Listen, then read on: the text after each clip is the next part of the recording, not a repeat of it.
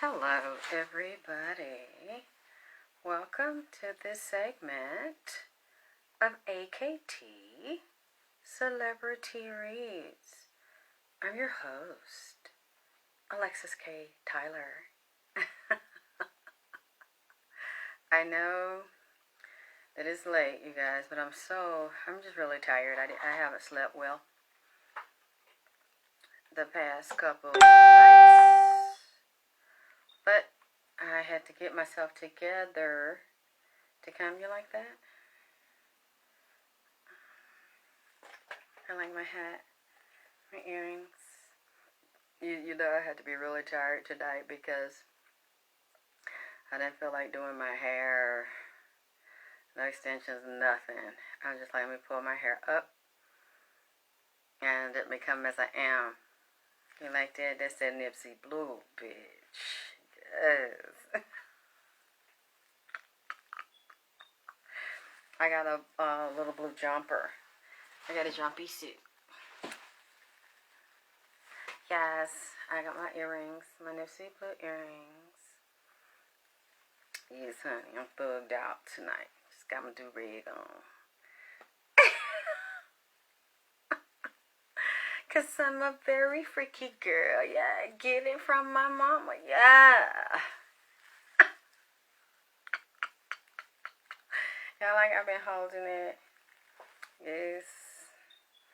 Yeah. Yeah. I'm so tired, y'all. I'm not gonna stay that long. Tonight, I'm really not gonna stay that long. I kind of want to follow up on last week's reading. I'm tired. I might try to come back in maybe by the end of the week or so. I've been up the past few days filling orders to get my business partner. She couldn't come today. It's been raining so bad in Atlanta the past couple of days. Thank you for the hearts. I love the hearts. Hey. I had to pack up. So the past few nights I've been up to like 5 and 6 in the morning to pack and get as many orders filled. Thank you everybody for loving me, supporting me, being patient.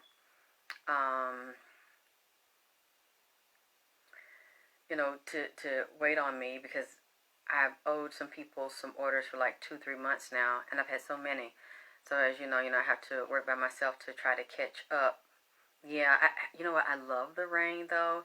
I don't like to be in it. I don't like to drive in it, but I love it because I'm like a baby as you're singing a lullaby. When it rains at night. Oh my God, I can sleep like a baby. It's just like a natural tranquilizer when it rains at night. Okay. Let me do a little bit of a libation here because I'm going to need it. And this is a reading again. This is one of those readings that I don't want to do. And one of the reasons why, because I see some old paper I left down here from a couple of weeks ago that's also tying into Columbia Records, Atlantic Records, Warner. I don't know if it's Atlantic is a subsidiary of Warner. And ties into the marathon, Nipsey Hussle, Ground Zero, Destruction, Construction, and Architectural Plans, which is also UC Cowboy, ties into, and this is Blood. Hey, Nikki, Blood contract. Okay, Nipsey Blue come through. Okay, I was hoping you all would like, Nipsey be coming up with this stuff. And he dresses me. I had to take a little more time because, I had to get my fingers. I had to get my fingers together. Because he wanted those, I have to be blue on camera. Nipsey picked that out. He dresses me, so I don't say anything. This is a one piece, but it's like a short jumpsuit. No, the brain has the body aching. That's not good. You should have a certain diet when you know it's going to rain. You want to take the MSM, the glucosamine, chondroitin, to keep the joints very lubricated. You want to do a lot of greens. You want to get rid of acid-forming food, and you want to have an alkaline water, alkaline body. Okay, let me do a libation here. Nipsey Hussle.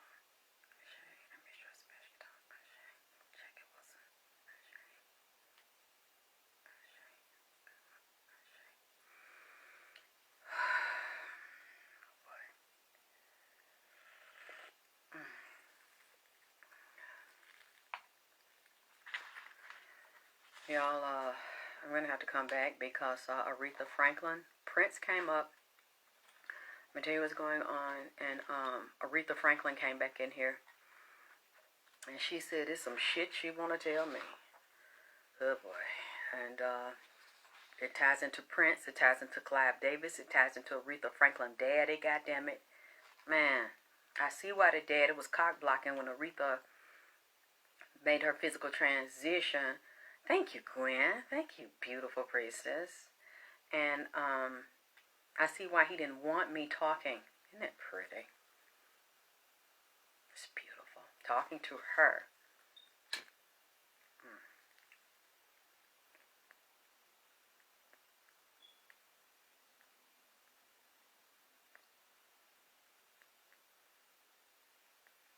You see that?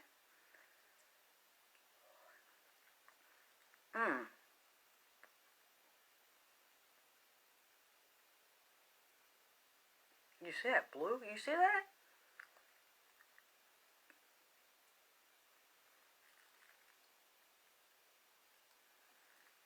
That's gorgeous, isn't it? That's what pretty is that?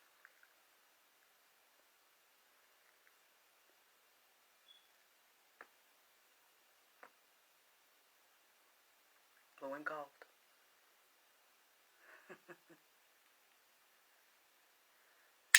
Thank you, Nikki. Just for my cash out.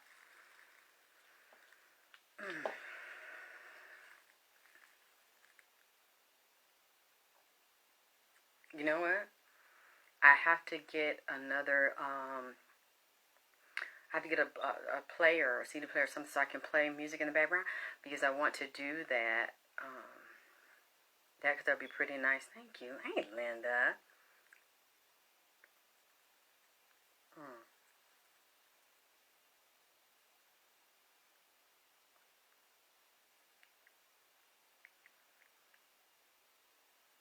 I don't know. I haven't done a reading on Tina Turner. I mean, we know she's sick. That's blood dead.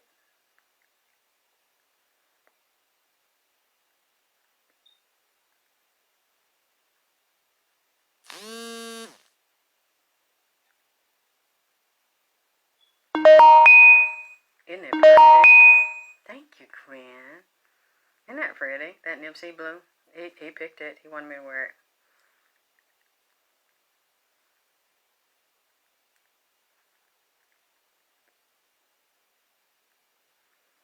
You'd be surprised. Men, sometimes men can dress you better than women are better than you can dress yourself.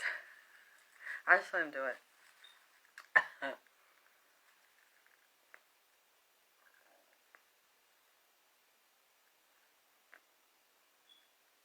Okay.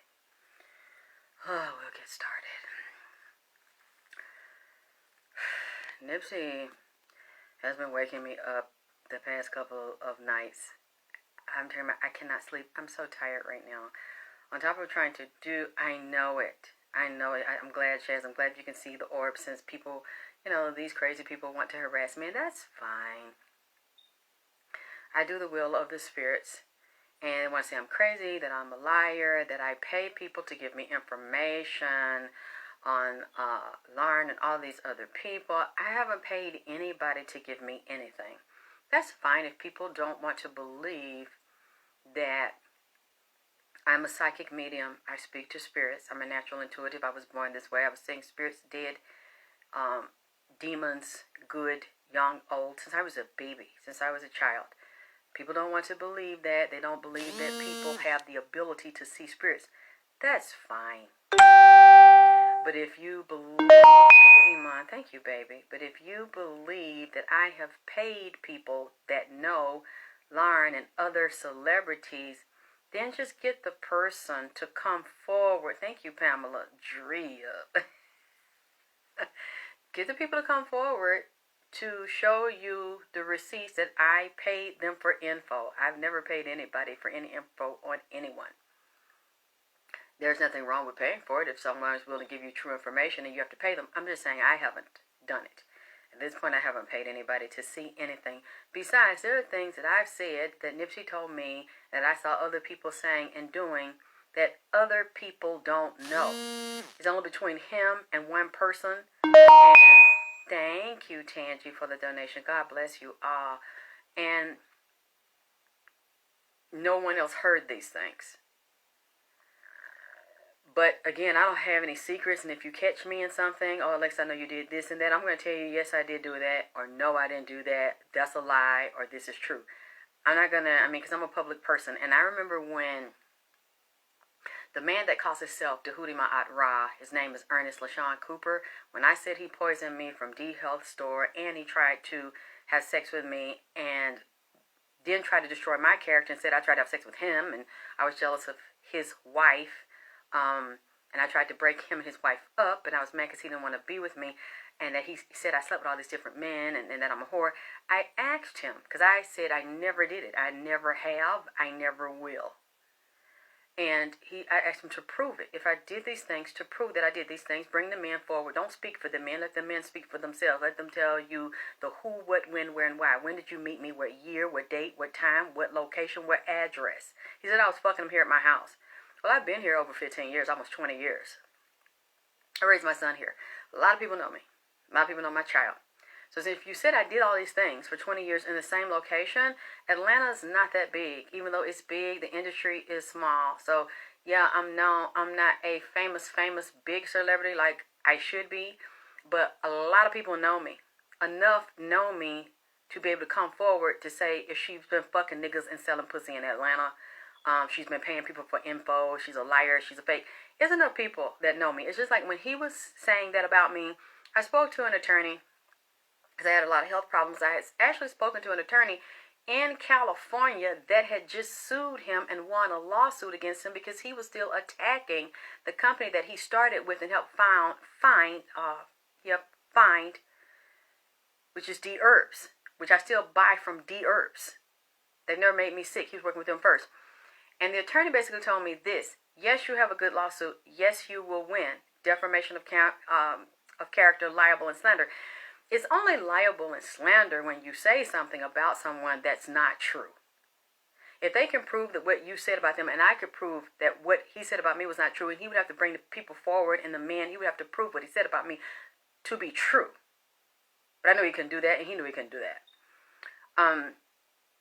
Then it's not liable and slander. But what he basically told me is, Alexis, I've Googled you, I've researched you, and I showed him emails where this guy was calling me a whore, and he said, Alexis, you're a public figure. So it's kind of like you can't go after everybody. Now, if you're a regular person, not known, and somebody attacks you and you want to sue them, he's like, that'll be a different thing. But Alexis, you're in the public eye, your father's a public figure, you do these shows, people don't like you, people don't like what you say, so you would have so many people, you'd be suing somebody every week. He's like, so it's best for you to just learn to ignore the shit and let it go. He's like, because you would win. He's like, but this guy is not a millionaire. He's like, so we wouldn't. He said, if we knew. He said, I know because we had to sue him, and I got access to his bank accounts. I know he doesn't have $1 million in assets or $1 million, and he's not liquid. There's nothing $1 million. He said, you'd win a judgment, but you wouldn't get any money. So he said, I'll still do it for you, but then you're going to have to pay to fly back and forth from Atlanta to LA. You're going to have to pay the court costs. You're going to have to pay the legal fees, and you won't be able to recoup them because he doesn't have the assets, even though you would get the judgment. This is like, 2013. That's why I wasn't in a lawsuit, not because I couldn't, but I was already sick. I wasn't able to work. I wasn't able to stand. I was swollen. I could barely walk. I was basically housebound. I already knew I wasn't going to recoup the money. Okay. And the same thing for these other celebrities. So people are like, oh, you're talking about her, and you're talking about Puma Baby Mom, you're talking about all these other people, but you don't want to talk about it to talk about you, and you're telling their business. People tell mine, I'm public too. So when people say things that I don't like, I have to learn how to deal with it and address what I need to address. And then I don't address what is so fucking stupid. It's not even worth my time and attention. Because I understand I'm public too. And I understand that even though I don't go around, I don't enjoy, I don't attack people first of all. And I don't enjoy seeing what I see in the spirit. And then the spirit tell me you have to repeat this, you have to repeat that. I really don't get off on doing this. But I have to do it. I have to obey the spirits. I'm more afraid of them than I am of a human being. I have to see them in this body, and I have to see them when I get out of this body. You all can't protect me from them. They're higher than a human to me. Plus, they keep me up if I disobey them. Not demons, not negative spirits. My Father and any other spirit or God says, look, say this, say that. I'm not going to get peace and get rest. I'm exhausted. Nipsey kept hitting me. Literally, I'm going to sleep. It's raining. I'm already irritated. I've been up all night packing bags and shit. For the past 3-4 nights, I might not go to bed till 6 or 7 in the morning because I'm trying to make everything, each item for each client, one by one from scratch. Make the formula, put it in the package, seal the package, wrap the package, find the address and the name, write out the labels, pack it safely, put the bubble wrap and all that in it, put it in the box, wrap the box, label the box. I'm doing this all night and I can't rush to do it because everything has to be right. It has to work. Or I might have a problem with the client and with my reputation. So, and if we don't, usually people, if it's something I don't do it right, I'm a custom blender. So we'll do it Hallelujah until we get it right. But because all these things are from scratch and I don't know the people, I don't see them, I might see a picture, I hear their voice on the phone. So I have to really meditate and focus, and it doesn't help when I'm sleepy and I'm irritated, and because I don't sit while I do this, I'm literally standing for hours. Because I have to move here, I have to get this, I have to study, I have to add this, I have to add that. I'm standing on a hard tile floor. I don't have carpet in my kitchen, which is not good anyway. Marble on my floor. I stand on this hard surface of concrete all fucking night for hours. And I'm trying to lay down, and Nipsey's pushing me. He waits till I go to sleep, and he's get up. And I'm like, stop. Nipsey, stop it. Baby, what?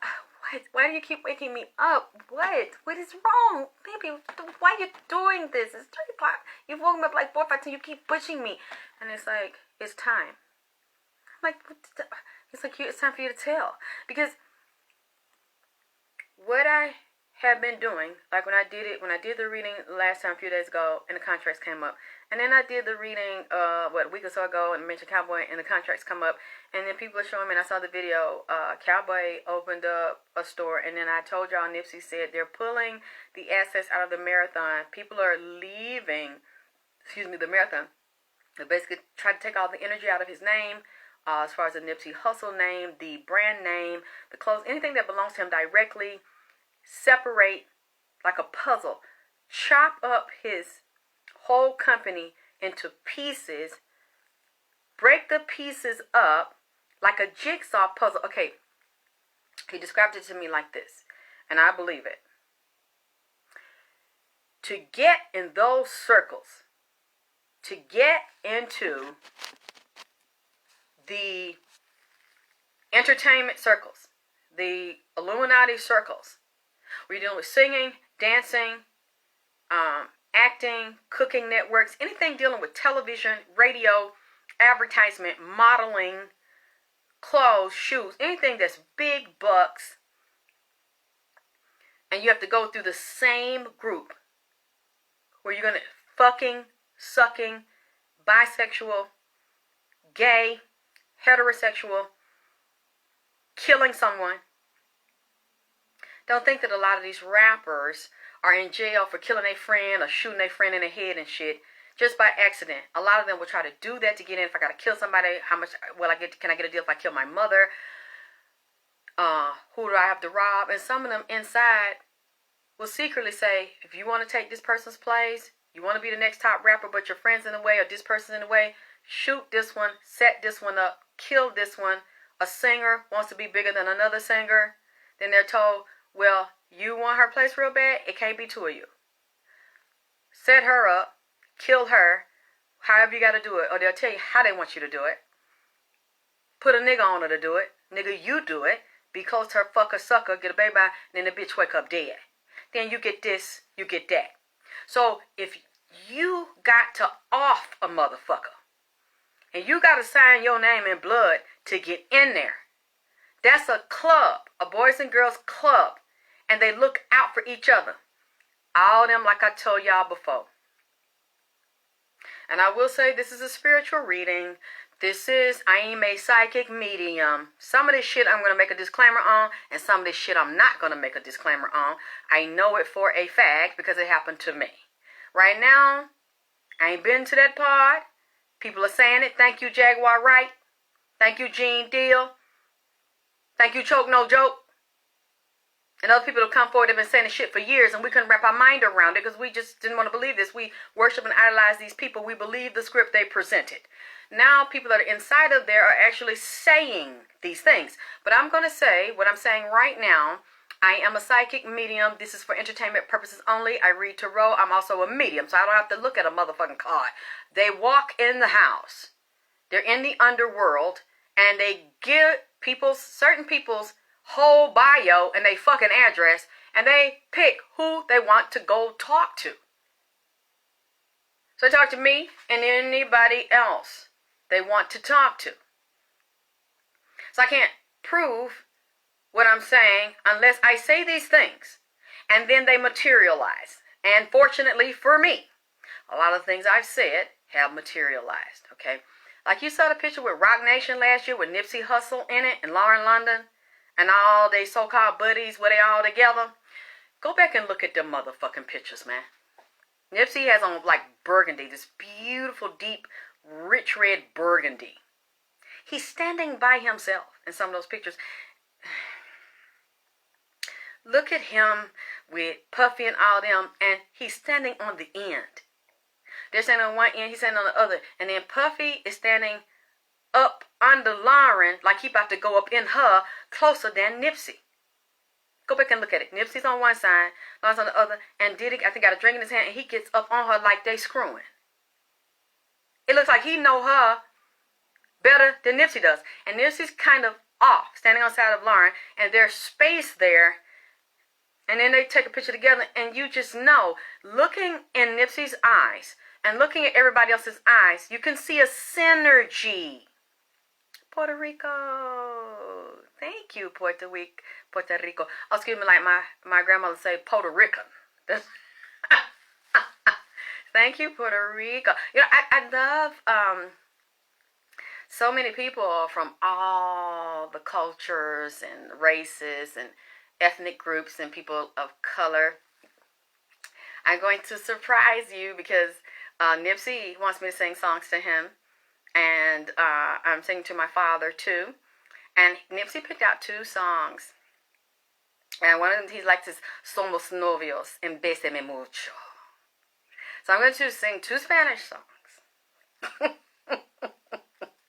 Yeah, I'm going to surprise you. Thank you, Lenise. Because he liked them. He told me to sing these different songs to him.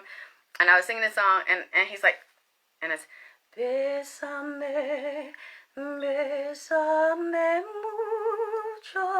And he's like, that one. I said, you like Spanish? And then, Somos Novios.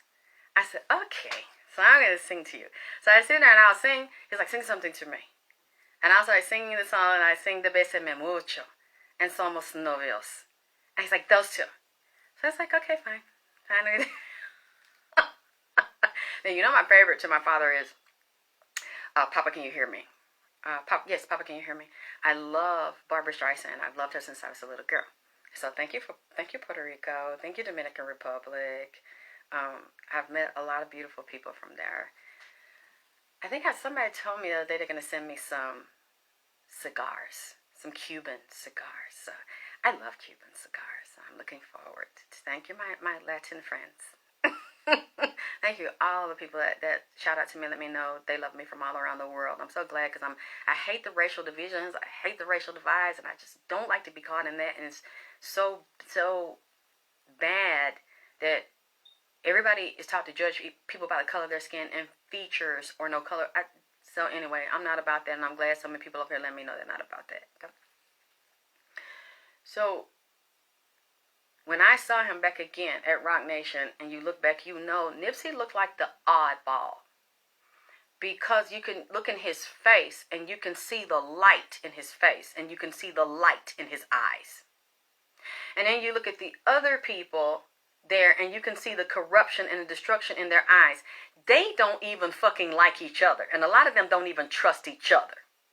Because just like they got in there, they have to kill and set somebody up. Nay. Oh, I ain't gonna get on Nay tonight. It's serious tonight. I'm not fucking around tonight with damn Nay. Laugh my ass off. Thank you for being a good sport, Nay. No, I was not talking about you with that damn Nay and them damn roaches over there. They can't really trust each other in those groups. A lot of them don't like each other, and they're always waiting for the fucking ball to drop, for the goddamn guillotine to drop, because they don't know who's coming next. They don't know who's going to get the order to fight each other, turn each other, take each other out. Because just the same way you get in there, thank you, Nene. Yes, honey. That goddamn Nipsey blue in this bitch. That goddamn Crip blue in this motherfucker. Crippin' and dripping in this motherfucking bitch. California love in this motherfucker. From the dirty South ATL in this motherfucker coming from. That goddamn burglar dough bando in this bitch. You know what? Let me stop. I'm trying not to do no silly shit tonight. Because I'm going to get back on that burglar dough bando shit.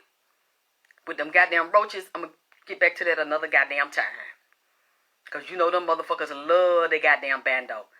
Them roaches got plenty of sense. They very educated, goddamn it. They don't like to be over a motherfucker house when the motherfucker ain't got nothing, goddamn it. They know where the money at. They know where the pussy and the dick and the weed and the powder and the perky mala set. Perky mala, what was it? Percocet,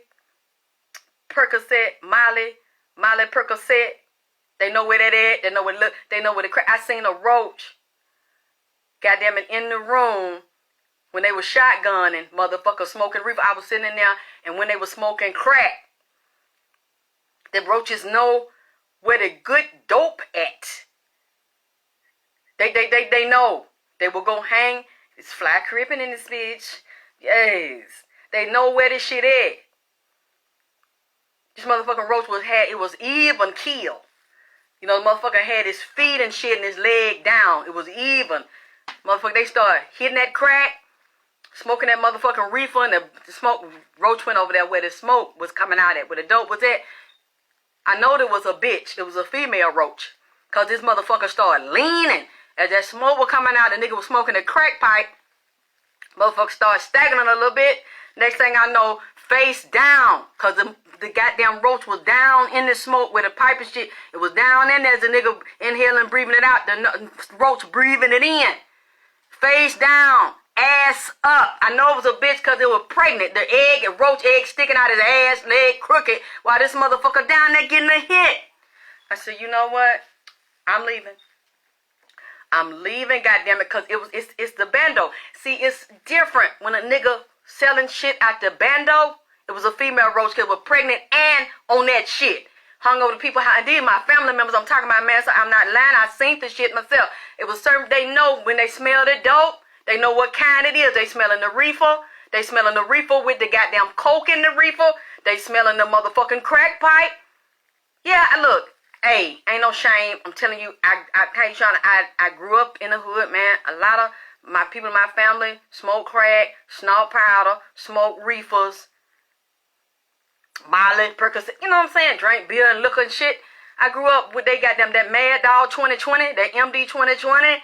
And that goddamn Slip Malt Liquor Bull and that Mad Dog. I'm not going to try to pretend to y'all that I'm something my goddamn not, man.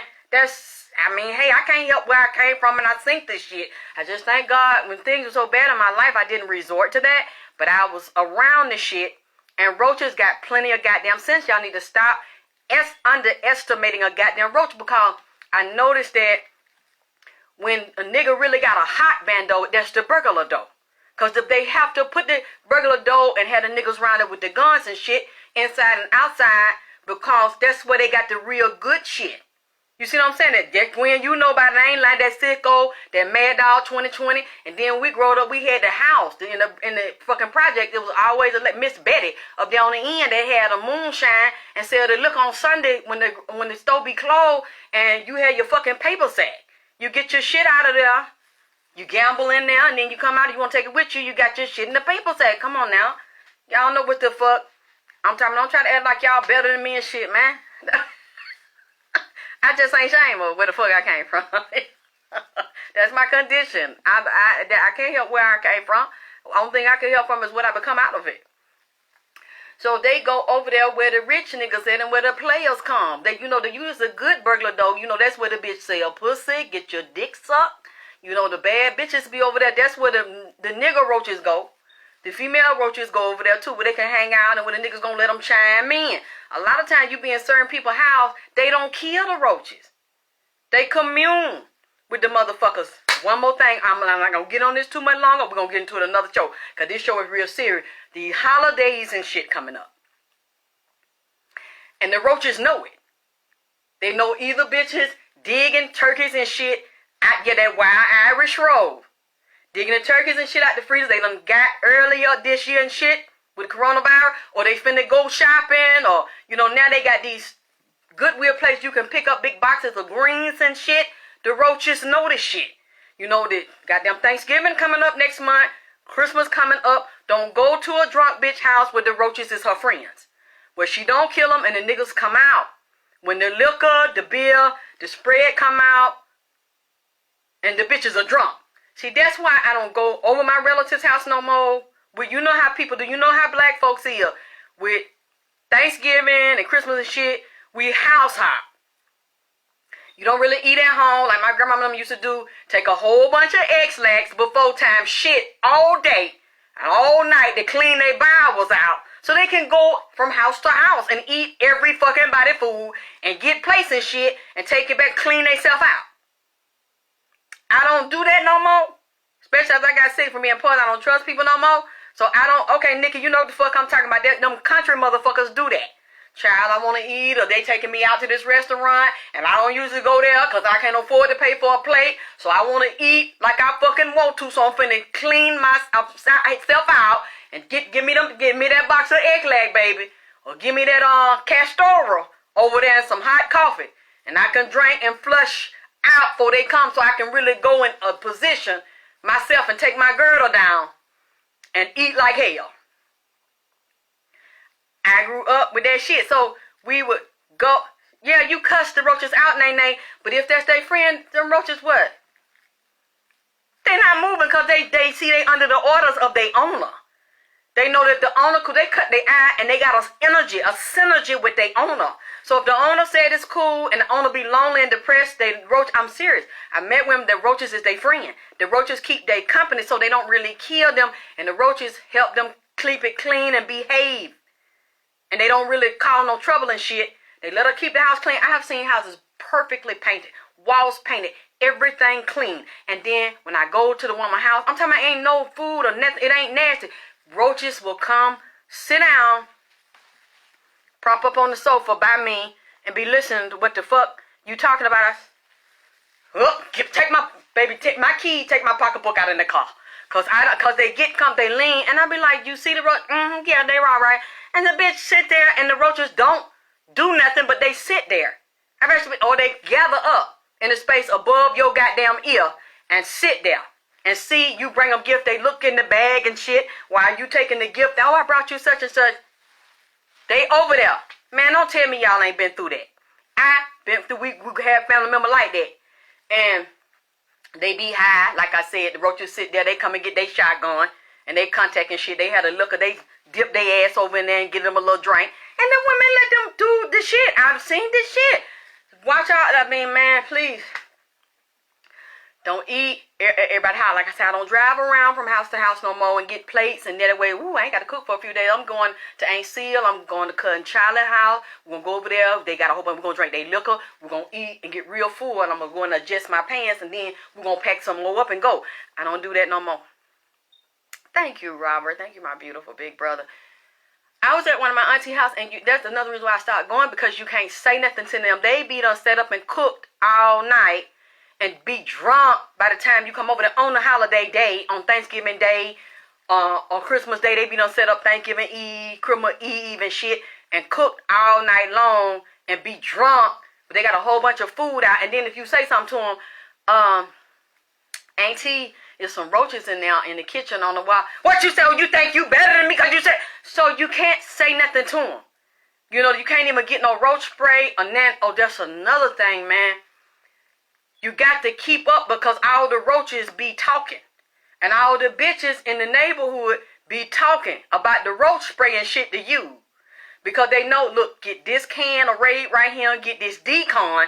The roaches know because every bitch in the hood is using the same goddamn roach spray, and roaches will go from house to house and you don't know they got a cut in the wall, a cut under the door, a cut in the ground, where they go from house to house and visit, so they know which roach spray your motherfucking ass using, and then they over there eating, they over there fucking, then they come back in your house and they friends be back and forth. You don't know that they go back and forth and visit and have their little cut, so they get exposed to the same goddamn roach spray.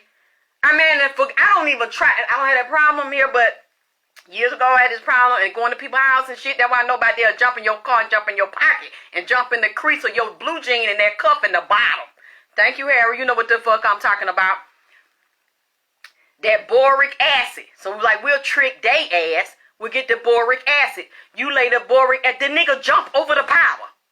I put the powder out in the past and like lay that powder down and line around the edge of the goddamn wall and under the cabinet real neat and shit.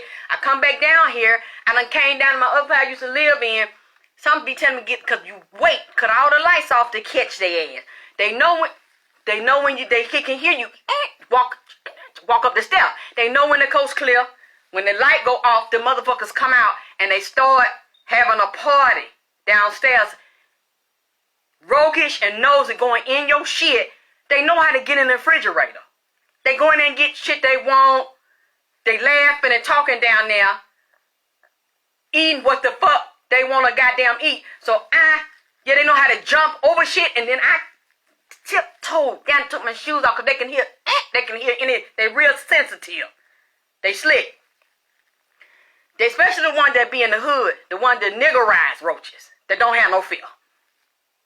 And done did everything, ate everything, snorted, powder and shit. They ain't just watch the nigga cook the crack. So they right there when the nigga cooking the shit. So it doesn't affect them because they get to smell the crack.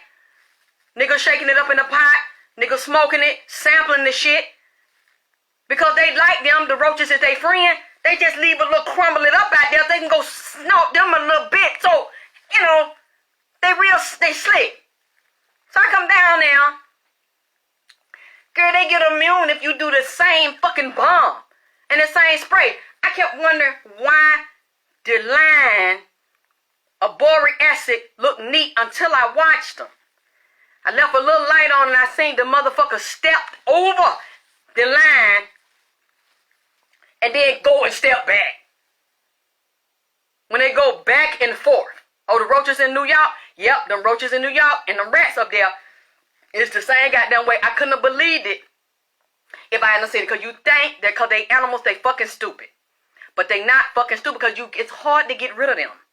If you don't really know how to get rid of them motherfuckers will outsmart your ass every goddamn time. So I know that from being in the hood. They can survive a bomb. Some of them, you might get rid of some of them. But them niggas, they get their scrimp up.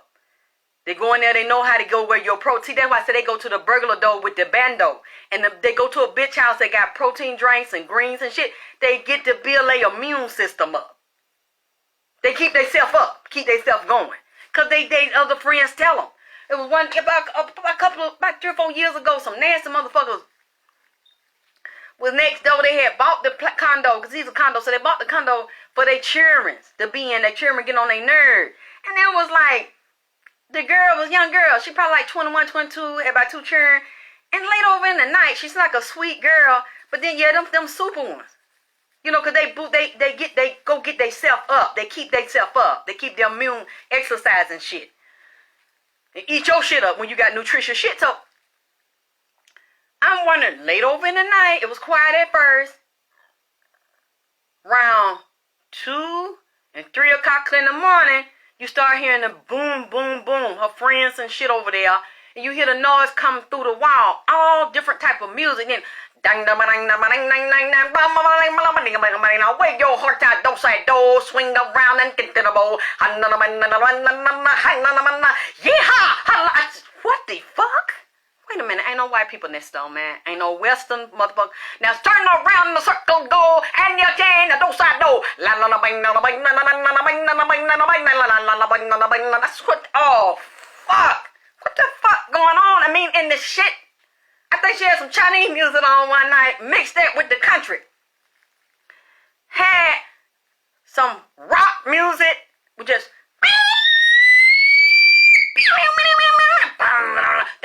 and ringing around, and I don't say do. Man, 911. Look, it's 4 o'clock in the morning. This bitch been up. Nay. This bitch been up. They do this every goddamn night. They said, ma'am, look, what's your address? I said, look, we already know what you're talking about because we done got about 15 calls on the same house. Thank you. I said, then they switch it from rock music. I think it was Van Halen a few minutes ago. And then it was some country music. Talking about turn around, do-side do with some damn cowboy heels on and a cowboy head and swing it low. I said, man, I can't. I don't know what they're doing. You know, my son, then he was over there, they fucking. And I said, boy, like I said, you like them big, don't you? You that big old girl, you over there fucking that. He said, Mama, I'm going to tell you what it is. He told me, man, she told me don't tell nobody that I hit that man. She gave me some money. I said, you dirty little yellow motherfucker. You up to, well, what the fuck going on with that country music and shit till 5 and 6 o'clock in the goddamn morning? Mama, she be on that Percocet and that Molly and that little bit of that powder. I said, what? He said, yeah. She be over there and get real high and put on all type of music and she be spaced out and high. That's what it is. I said, I guess you would know with your nasty, hoish, freaky yellow ass. You always got to go in somebody's pussy when they come over here. Why do you have to fuck the neighbors? You fuck the teacher. You fuck your people parents. You fuck your friend parents and shit. I said, but then again, what else be do? What she do? What be over there? Who be over there? What she take? Tell me. I ain't gonna say nothing. Tell me, since you like to go in people's ass, you go in their house and run in their mouth with your nuts in their mouth. What the fuck? Tell me what. Yeah, Mama, on that powder. You on that powder? Well, you know, Mama, I don't lie to me.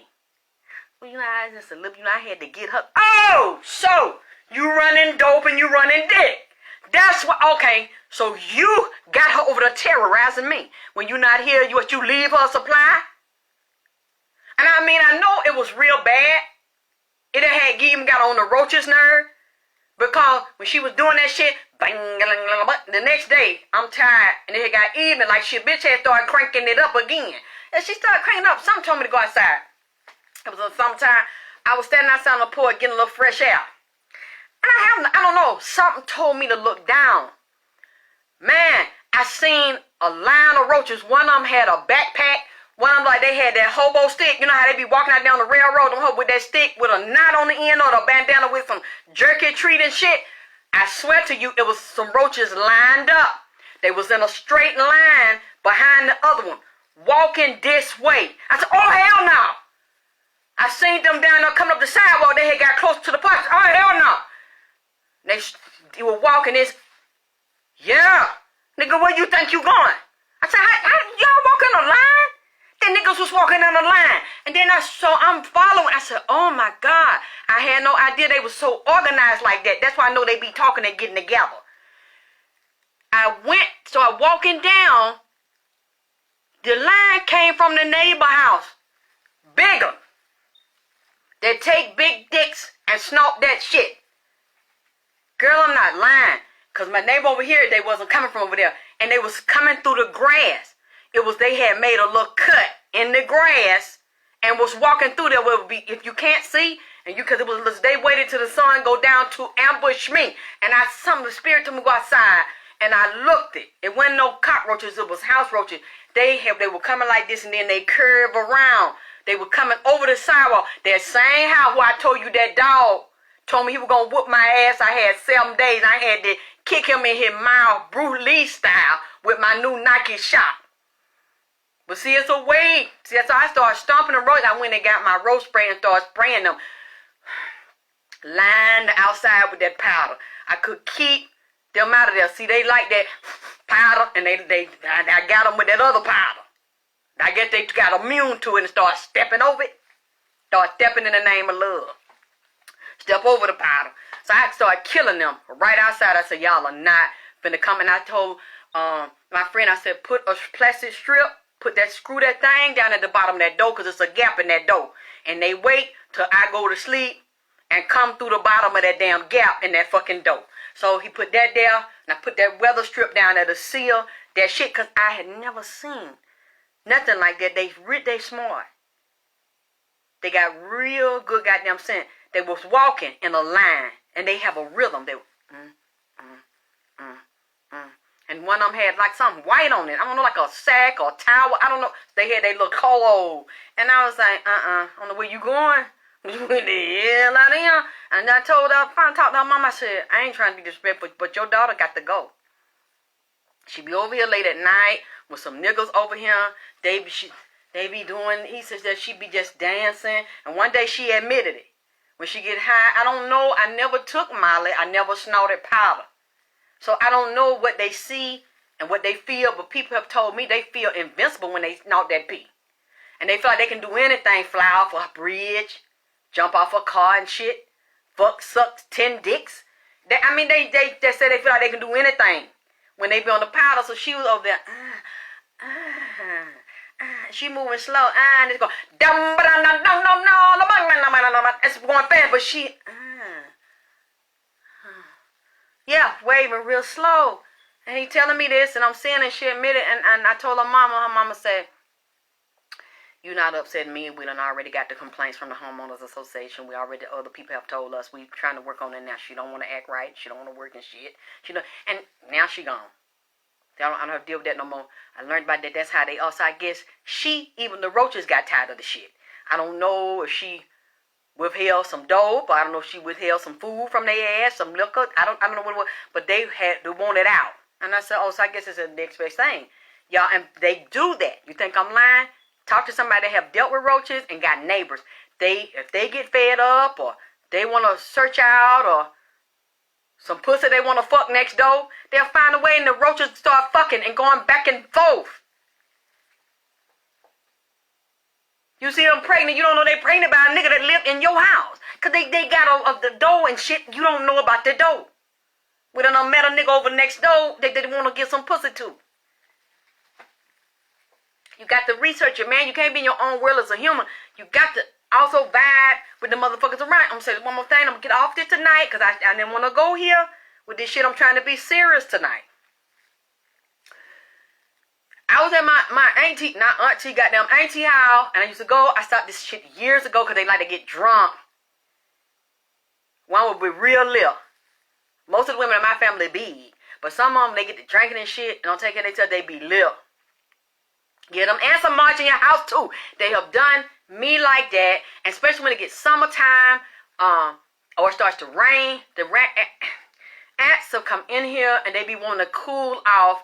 Ants have followed me. Now I got 3 bathrooms in here and 3 story. They will come up through the fucking wall or through the pipe and shit. Came up to the bathtub because I was real hot. It was in the summertime, so I'm trying to chill. Fucker done got up to the top on the bathtub on the side of it. Next thing I know, motherfucker started doing this.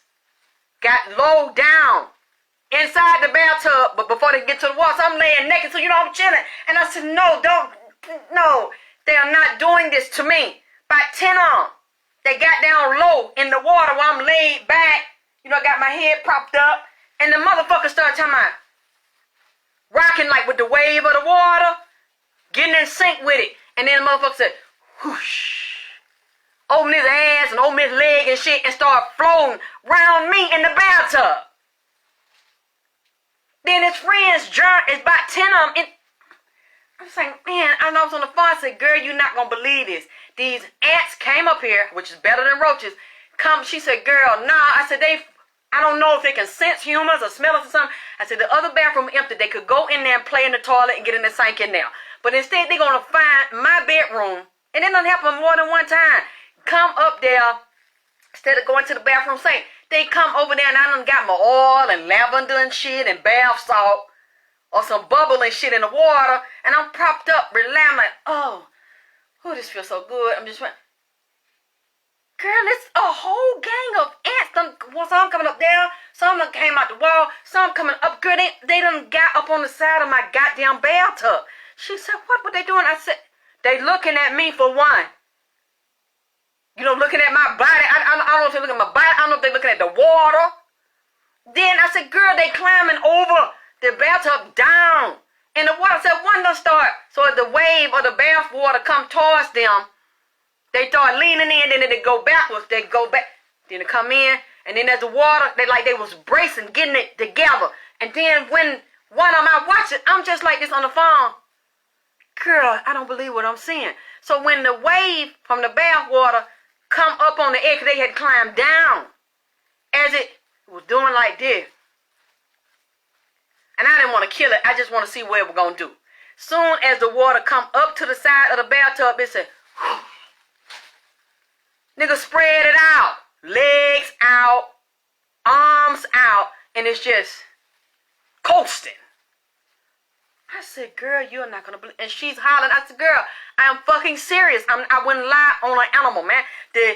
And then about 10 more of them, they start all around me floating. Man, I ain't never seen no shit. I don't know why animals do that. It was a few months ago, I came downstairs, and I got a downstairs, like a guest bathroom. I turned the light on, and this ain't the first time it happened because I caught it in a jar. Y'all think I'm lying. Here, lizard. A baby lizard. And they got by the front door. It done came through a cut. It got. So, man, I got to get the fuck up out of here, man. I'm looking at him. He looking at me. He ain't even run. I said, hold on. I'm going to take a picture of you. Because I wanted somebody to see I'm not lying. Took a picture of the lizard. I said, I'm not going to bother you. Because I don't think you harm me or anything. Oh, man. Everywhere I go, I had the animals do that. One day I came in there. It was a damn frog. A baby frog. Downstairs in the car. And I couldn't do nothing to it. Because him was so cute. You know how little bitty, the baby frog, they be so cute and so tiny. It was so cute. And they had the little bitty legs that was hopping. And I said, aw, look at you. Oh, look at you. I'm not going to kill you. So I got the, yeah, they be coming in. I got the mason jar. And I said, come on, Punky, come on. And it jumped. It went in the corner, and then it jumped in the jar. And I kept it, and I put a little water and stuff down in there. And when it got dark, I had talked to a priestess about it. I said, what should I do? It's a baby frog. And she said, don't kill it. Because they represent good luck. Take care of it and let it back out. So that's what I did. When the sun went down and it was raining. Maybe that's why, because it was raining. I opened it, and it just hopped out. I didn't do anything to it. But I have one of the lizards in a jar. I'm not even scared of them anymore. But I don't know, it's just something, I guess something about me, the animals like, but I cannot deal with the roaches. Because, ants are not nasty. This probably was a gecko. It was so cute. It was really little. They know, they recognize you because I turned the light on. He was doing me like this. I looked down at him. He looked up at me. He ain't even run. So I said, hi, baby. How you doing? I don't know how y'all get in here. I said, baking soda, powder, sugar. I didn't want to bother the lizards. They're just pretty. The ones that comes in here, the little reptiles, they're really pretty. So it stood and I said, I tell you what, I'm not gonna come in the bathroom. I'll go use the other bathroom. I'm gonna leave the light on, and you know how you came in, so I know you know how to get out. So I'm not gonna come in here. You stay in here as long as you want. And it stayed there maybe a couple of hours, and it felt that I came back. It was still standing there, and I was like, you're not gonna believe this. I told one of my friends about it, and I said, I'm not going to kill it. It can stay there. So it left a little bit, before the sun went down, it went back out. So they come visit me. As you know, the spirits come visit me. I mean, shit, I don't know what's from day to day. What the fuck is going to be in here? When I get up, so I just learned not to fear animals. When I was little, I always loved plants and animals, and they love me. But when I was at relative's house, and that's the reason why I stopped going, because you don't know how nasty people are. You don't know how people cook their food. You don't know, they might not wash their hands. They might not wash their pussy and go in there and cook their food and shit, digging their ass and get straight up out the bed and go in the fucking kitchen. So I really stop that. And too, a lot of people have roaches and shit and like to get drunk when they fucking cooking. So she had cooked, one of my auntie had cooked all this fucking food. And you know how people cook, a lot of people cook, especially black people.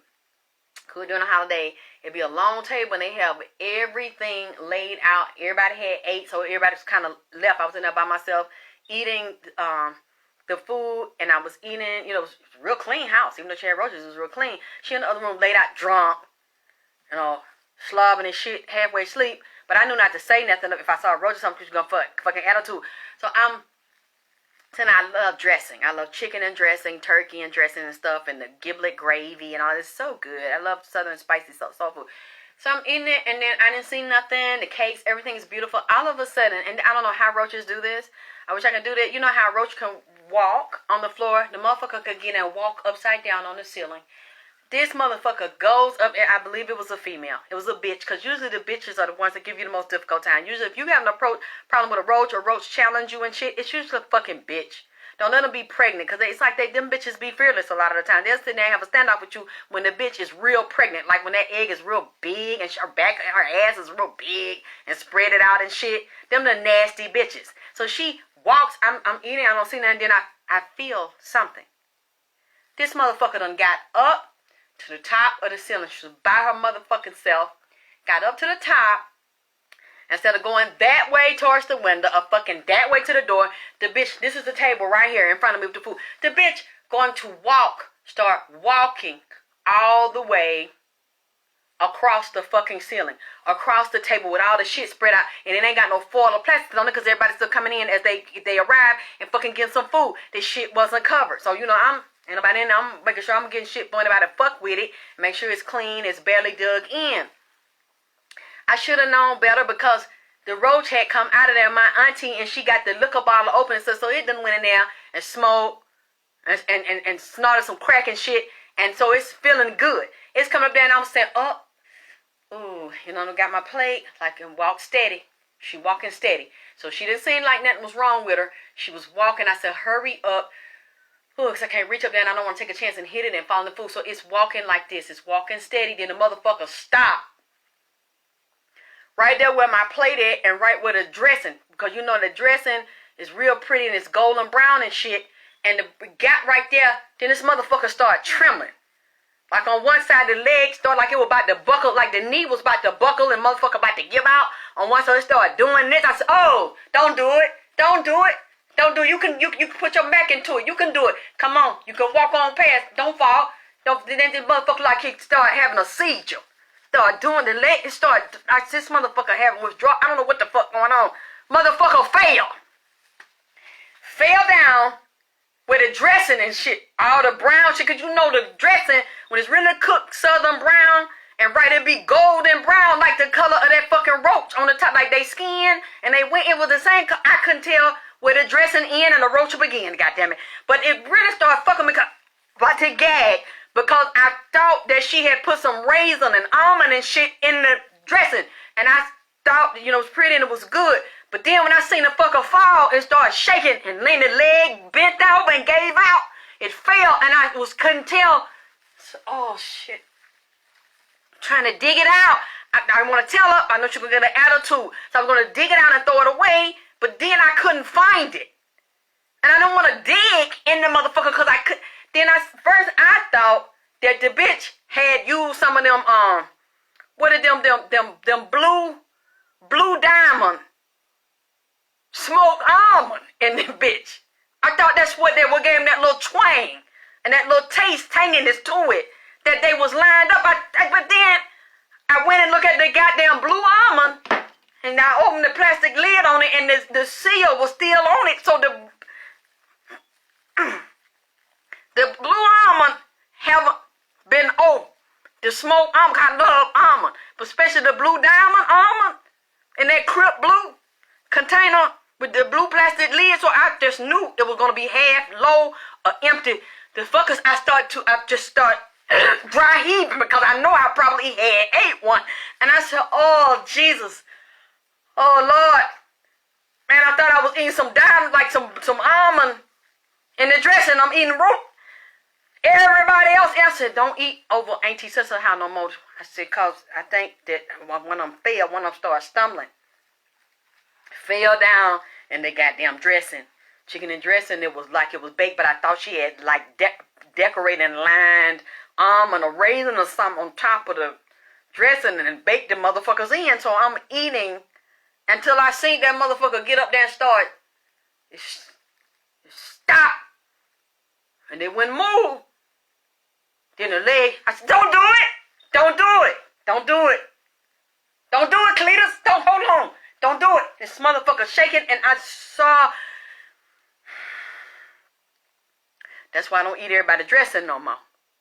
Anything brown or baked like the color of a goddamn roach and laping shaped like a diamond or like an almond shaped like or some fucking raisin wrinkle up with that pudding. That, you know, that whatever, what that bread pudding and shit.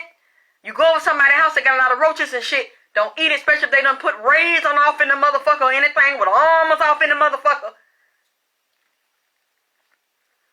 Man, I went out there and took all kind of X-lag and stuck all down there outside, gagging like a motherfucker. That been years ago. Don't trust that shit, cause them roaches is slick. I know the roach didn't mean to do it, but the motherfucker was high. Yeah, them clusters, like yes, Cletus, don't do it, Cletus. No.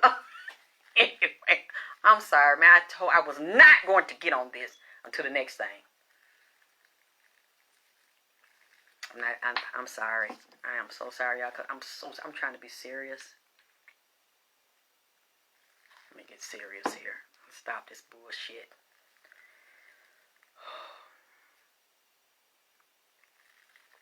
Okay. This is what I learned over the weekend. Okay. And I was saying, and I meant what I said. Even though I use a disclaimer. Yes, them roaches are immortal. You kill them motherfucking ass, they got some more laid over there where you don't know the eggs and shit. It's developing over there. Them motherfuckers is quick. But that fucking and shit and having them babies and shit. So you kill one, just know you better call a professional exterminator. Because there's a whole bunch of more hid. And then they in the cut, they in the wall. They next door, they line up and they hear about it when you done killed one of their loved ones. And them motherfuckers will bomb rush your house and shit. So that's why I thought I'd give you one. Because I know I grew up in the shit. I experienced them motherfuckers. You have to learn how to outsmart because they're thinkers. They constantly fucking thinking. Yeah, that one more thing I'm leaving on. About that roach spray, the women's in the project will keep up with the brands of roach spray that work. And I tell you, if everybody's using the same thing on them in the neighborhood, they get on the phone and tell you what bomb to use, what spray to use. They get immune to the shit. Then they start, that one don't work no more, girl. They got a new one that came out. And then the companies keep on making new roach sprays and elevate the spray. And they only work for a certain amount of time to keep you work. Then they had the roach baits and then they didn't work. The roaches go in there and eat the food out of there. Come back out and uneat like they want to. And still be alive. The shit wasn't affecting. So they knew that they kept upgrading the shit. I didn't know the roach. But the roach knew me. It came to my house. And that's when they had challenged me. When I'm stomping at it, get your motherfucking ass on. Get your because I ain't want to step on it on my fucking shoe. And you got to dig that shit and clean your fucking shoe up. It wouldn't run. I went right. I said, okay, so as it's, you know, you got to be slick with them. Because they're real intuitive. They're real sensitive. Because I don't really like nothing in here. They got, you know, the motherfucker got more eyes than me. More legs than me. And can fucking outrun me and got more foot. So I'm looking at him, but I'm easing my hand. I got my eye locked in. We eye to eye. So I can get that goddamn roach spray. But I don't want to move my body. I don't want the nigga to catch on to it. So I'm just moving my hand. The nigga still wouldn't run. I guess he seen me. He already know what was in the formula. I didn't know they was spreading the news around about the shit. So I sprayed this motherfucker. It was big. I sprayed this thing. And it will not run. I sprayed the thing to where the spray was dripping off his head, around his eye and mouth. All on his body. It was a puddle around this nigga. I'm looking at him. This nigga do this.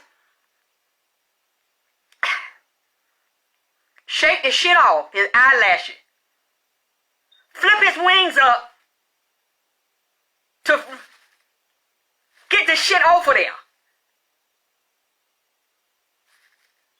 Did that shit and look back up. I said, I don't believe this fucking shit. I get on the telephone. Bitch, I must have got this roach from your house. Because I had been over to a hood relative house where they get drunk, snort powder, and do them geek jerks. Put the crumble up the coke in the fucking reefers and shit. So the roach will sit right there. They get on the top of the sofa. I sat there. We be in there on the leather sofa. And when they go in there and get the weed and stuff, bring stuff out here, and they get their fucking big can of goddamn Mad Bull or Mad Dog and shit in that beer. And I'm sitting there like, oh, hell. You know, but you know, I didn't indulge in it, but I could breathe it. It didn't bother me. When she get to lighting the weed, first of all, they could sense when the bitch was rolling it. Get that, crumble that up in there. They started making the weed. The roaches feel something. I'm sitting here on the leather sofa. They crawl up at the sofa right here on the edge of the chair. They sit right there on the top of the fucking sofa. We in here, they right there. They come from the back, line up, start lining up around the back of the sofa where she rolling. Pass me that. Pour me some of that. Oh, get my beer. Go get my beer out the freezer. You know how a country, a ghetto bitch, she has to have a beer with a chill on it. So they get the beer with the ice in the motherfucker. Chill. Where the condensation in the water beating up all off the motherfucker on the outside and crack this shit on while they got something cold and smoking some hot shit. Hey, Ricky, so they rolling. Yeah, they put a little cocaine in some of the reefers and shit. They sitting up there. They start doing the same shit. Once she light it up, getting a nigga a shotgun, even getting the goddamn baby a shotgun and shit. I done seen people do shit like that. They, up here, niggas start coming down a little bit lower. Moisture smoke coming out. They drinking the beer. One of them on the fucking table on the side of the beer where it's chill. Drinking it, some ease off the can. The beer run down the side of the can where some of them slipped out their mouth. Roach all around the bottom of the can, drinking the beer and the water on the ground, condensed around the edge of the can. While the rest of them coming down, so the more the smoke is, they coming up on the fucking coffee table. She don't kill them, her nigga don't kill them. They chilling. About 50 roaches. Coming out chilling. So I said, you know what, bitch, this is one of your roaches because I done stomped at it, it won't run. I done sprayed it, and it's leaking. I done put so much spray on the nigga leaking, and he bat his eye and lifted, did this. Looking up at me. I've never seen no shit like this. I've never seen no ghetto roaches like this that's really immune. They're immune to regular shit. So then she said, what? And she laughed. I said, I'm not. I know that's one of yours. I know that's one of your children. Because this motherfucker's tough. I finally just had to step on it because it was challenging me. I don't have that problem no more because I don't deal with people no more. I don't let them come to my house. I don't go over their house. I don't eat over there no more. Especially when my relatives have shit over there and they like to come out when it's time to get drunk, when it's time to get high, and when it's time to eat, when it's a whole bunch of food around and they come and commune because the people, you have to realize, don't nothing go on in nobody's hood, don't nothing go on in the house unless there's a synergy, unless that the adults have gave them permission to live and have a synergy. And they are children. They are children because they come out when certain company come around and when they know it's time for everybody to get high and fucked up, they let them join in the party. They see them. I'm like, oh, they all right. They all right. I'm serious. They won't kill the roaches and nothing. They just sitting there, chilling, and they lean. As the smoke come in, they lean. Like them ant had leaned in on me in the bathtub. And got down there, so I'm watching, I'm scrubbing my ass in the bathtub. I'm trying to hurry them get out without killing them. And they jumping on the bubbles. They laying back on the bubble like it's a goddamn water raft. Got they lick, you know they live. So an ant can sit on top of a bubble and I'm laying back, the motherfucker sliding across my stomach, going all around my leg, floating on the bubbles and shit. Anyway, yeah, I got it looking at me, cruising by, floating around my leg and shit. Challenging me that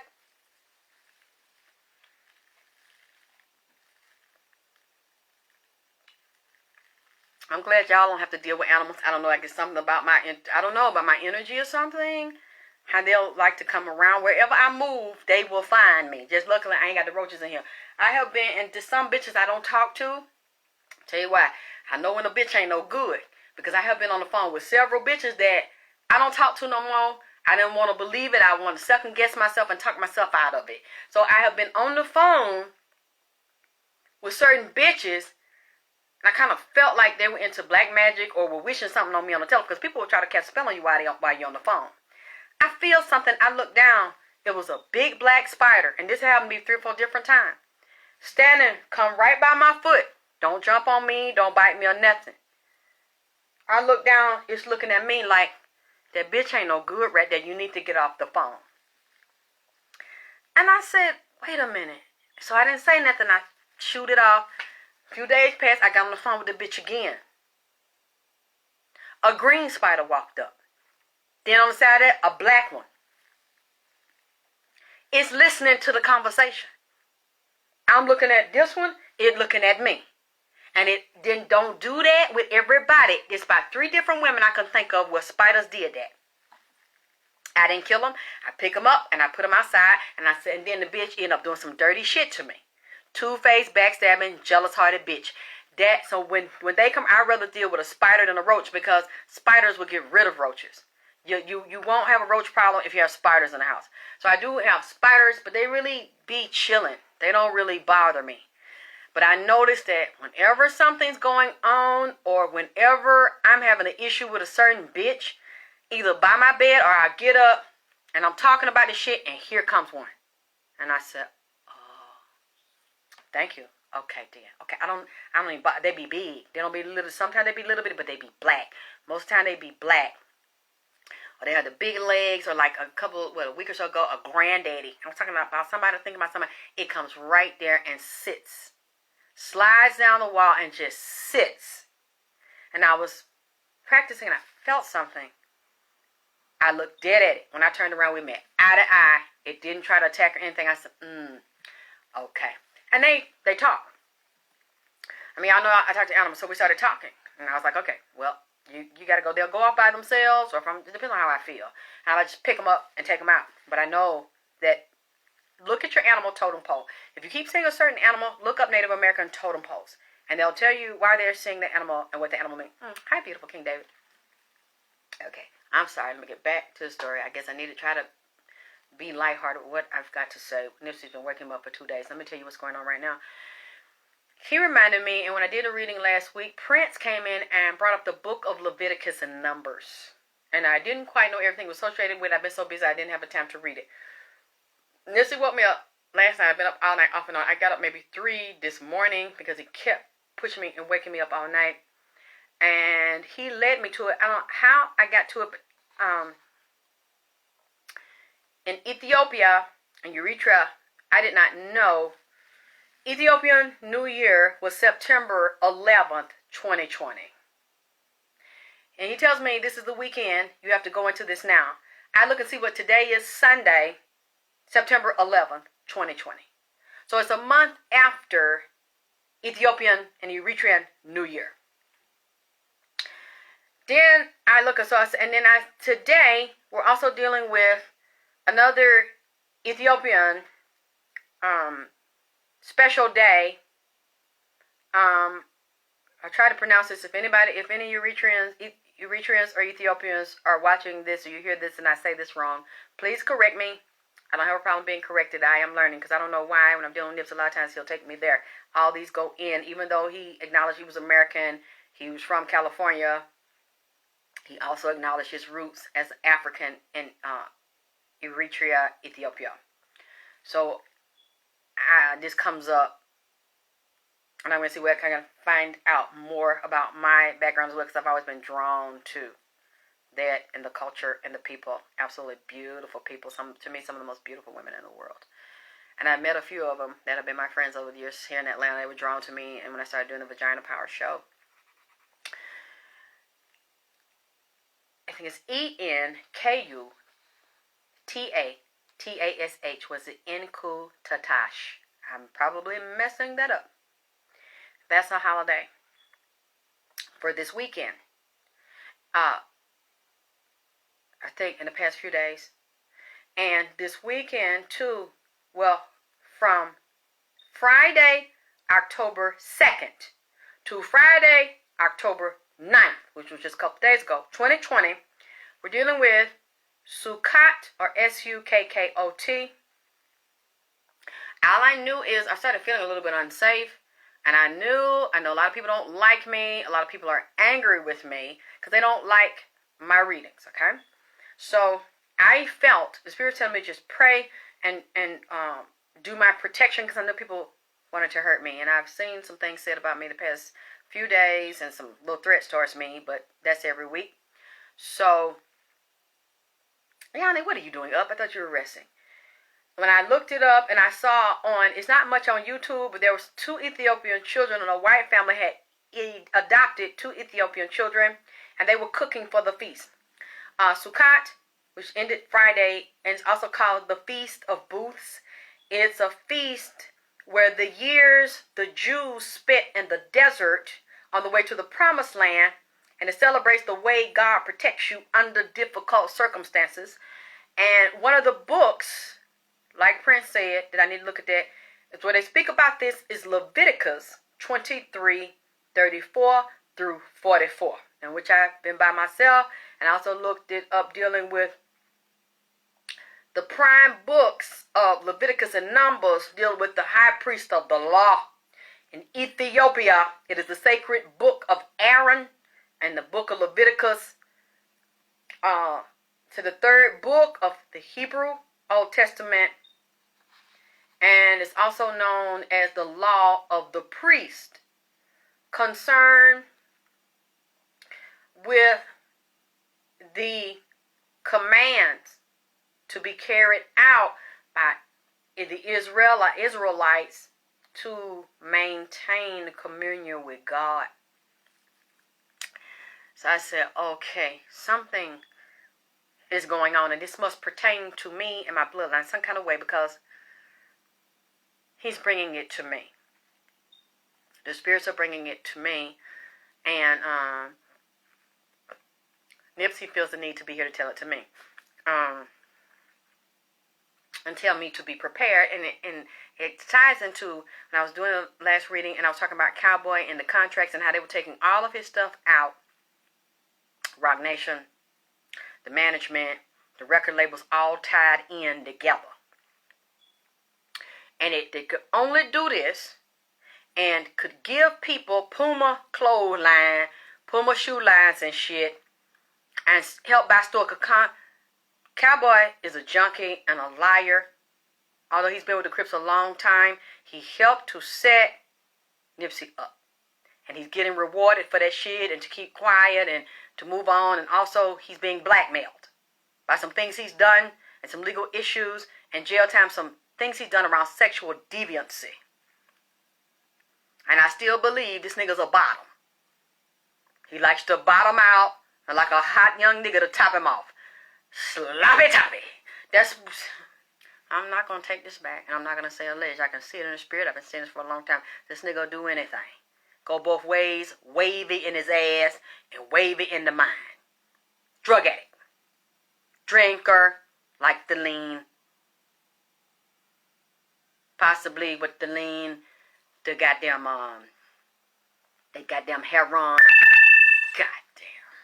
I should have been shooting the shit, the fucking phone and shit. Done goddamn went out, so I'm going to see. Am I going to stay a little longer? Somebody tell me what time it is. Because Lord have mercy. I might just have to come back, or I'll try to get into this. It depends on So what I think I can see my time myself. Okay, I'm doing good. I'm doing good. It's like almost 3. Okay. So they're giving him these things and they're rewarding bad behavior. They're rewarding this man, helping to set Nipsey up. Thank you, Nikki 254. Yeah, that's what my mind is saying. So I'm asking Nipsey. I said, I know sometimes I might be so emotional. I feel so bad for you and so fucked up what happened that I could be missing something. Would you please? What am I missing? What happened to you? How did they get inside of all of your assets like this? How this is legal? It's clear that Cowboy is not hiding, doing what he's doing, using you, selling everything with your name, your face, getting a store, got a new, Bentley or something. We know he didn't buy it. We know you've been hustling for years. You've been emptying trash and managing Nipsey's store. Now all of a sudden you work so hard and you've gotten a Bentley and you've gotten a store. No, that's not what happened. You're being paid and you're being jammed and you're being blackmailed at the same time. You're being controlled. And these are also your trinkets of war to reward you and to keep you quiet for the dirty shit you've done to your brother. That's what is happening. And he's not happy. He doesn't sleep at night. This guy's miserable. He's not really happy with what he did, and he's not at peace with what he did. I can tell you that, and this guy is a drug addict. He's a drinker and a drug addict. I saw it last year, and I see it now, and I saw that he set Nipsey up, and he watched. He helped. He's a co-conspirator in helping to murder this man and then cover it up. Peace out, Dawn. I'm asking him, and I'm saying, it's in the contract. And he says, it's in the contract, Alexis. He said, I know I messed up. And I know I said in videos it was a partnership. He said it was a partnership. He's like, it wasn't exactly a 360, but kind of like. Because with him under Roc Nation management, and then Atlantic, when you dealing with Atlantic, you also dealing with Jay-Z. And I say, what do you mean? He said, Alexis, it's the same contract where I got caught up. It's the same contract that they gave you. I said, Nipsey, I wasn't going to talk about that. He said, it's time for you to talk about that. Even though you didn't sign it, it's time for you to talk about that. I said, Nipsey, I don't want to talk. I'm not going to say anything about that. So you want me to talk about the contract with Solange? I said, Nipsey, I don't blame Solange. I don't want to badmouth Solange. He said, I don't blame Solange either. And I'm not asking you to blame Solange. Because for you all that don't know, Solange put me in her album last year and put my voice from Vagina Power on 2 songs. And I wanted to do it because I had been poisoned by some of the people that deal with people in Nipsey's circle. Afua, her son, and D. Hellstar. They all know each other. I didn't know he was friends with Afua at the time I was taking his herbs. He poisoned me. And that was after they had set me up in 2010. Okay? That album is out. You think I'm lying? You can Google it and see that Solange licensed the rights to use my voice. I wanted to do it.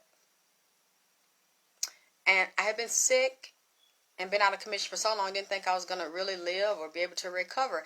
So when Sony, that's another thing. This is weird. Because at first, I remember when Nipsey was assassinated, physically died. And as I said for you that already know, a lady came to me that week, because I never forget, he was shot on a Sunday. Okay. So it was like a Monday, Tuesday. A lady came to me 5 days before that and asked me to do a reading on him and Lauren. I said, I've seen him and I wanted to talk to him, but when I saw he was with my enemies, I just didn't. I was like, yeah, I'll deal with him from a distance. So, well, she asked me that, and I said, okay, let me look. And I looked at his face, and I looked at his eyes. And when I looked at his eyes, I said, no, he's not gay. If he was a gay adult, I have no problem with that. So that's not what I'm talking about. Meaning that if he doesn't fuck little boys, or suck little boys, or get fucked by boys, he doesn't fuck little girls. I didn't see he was a pedophile. I didn't see he was a liar. I saw that whatever sexual relationships he had were consensual. So because I saw that and I didn't see that he was cheating people, I could just see it, and his aura was light. He didn't have blackness and satanic energy in his aura. I told her I was not going to trash this man. I'm not going to humiliate and embarrass this man, so I told her no. She said, well, but the spirits, I looked at all the psychics, and the spirit said, you're going to do it. And I said, I don't know why they told you that, because I'm not. She said, they said you are. I said, and I'm telling you, I'm not doing this. They said, well, they told me that you is doing this shit. I said, I'm not finna fucking go back and forth with you. I don't know why they told you that, if they told your ass that. So 5 days later, Sunday afternoon, March 31st, 2019, never forget, it's everywhere that they assassinated this man. I said, God damn, let me call this girl. I said, why did you know something? She said, I didn't. They just told me that you were going to help. He came to me that same day, March 31st. After he was physically shot, he came to Atlanta. And I did the reading the first day. And I said, I knew it was about real estate. I know it was 2 guns. I know a silver revolver. I know a black semi-automatic. I knew it didn't start outside. I knew he was inside that store. I know the killer had been in there. And I knew Cowboy was in there. And they looked at each other and gave each other the cue. And Nipsey was shocked because he saw the killer. And he saw Cowboy. He knew the killer was set up and ambushed. And I asked him, I said, Nipsey, you are a long way from home, baby. You in California with all them witches and all them psychics out there. But you gonna go past California and come to the dirty South. What, baby? Why is you so far away from home? Why you? Come tell me. Because there's plenty of psychics that's begging you to come to them. But you come wake me up. He wouldn't tell me. And I said, that's okay. When you're ready, you'll tell me. Boy, I didn't know this. All of this has come out to show how we're connected. Because for you all that don't know me and just came about me, I've been around a long time. And a lot of you know who my father is. So he's been in the industry and was fucked and killed and robbed in the industry. Jackie Wilson. When I first started off, public access here in Atlanta, and black people, black producers lied on me and told the white lady that ran, a Jewish lady, ran the station to get me off the air because they were going to leave if she didn't make me leave, because they had been there for years and I had been there for months and had become a sensation, and they didn't like it and they didn't want to help me. They didn't want to help me do my sets. I was basically on my own. They had nice sets, nice lighting, writers, directors, producers. I had nobody. That's why the sets didn't look good, and you saw no camera angles, no variations. I'm just sitting there in one spot talking just with old furniture and shit. So I made it with my personality and my energy and the content. And it worked, and they got mad because nobody would help me, and they were trying to make me fail, and I didn't. Now that I look back at that, I'm glad nobody helped me. I'm glad nobody wrote, direct, didn't manage, and produce me, because they've always tried to steal every chance they get. So they got rid of me. And when they got rid of me, and they thought they'd be successful, and all of them are gone now, they didn't go nowhere, they failed. People started putting me on, it was the very beginning, 2007. That's when YouTube was starting, MySpace was starting, everything was hot back then, it was jumping off. I went viral all over the internet.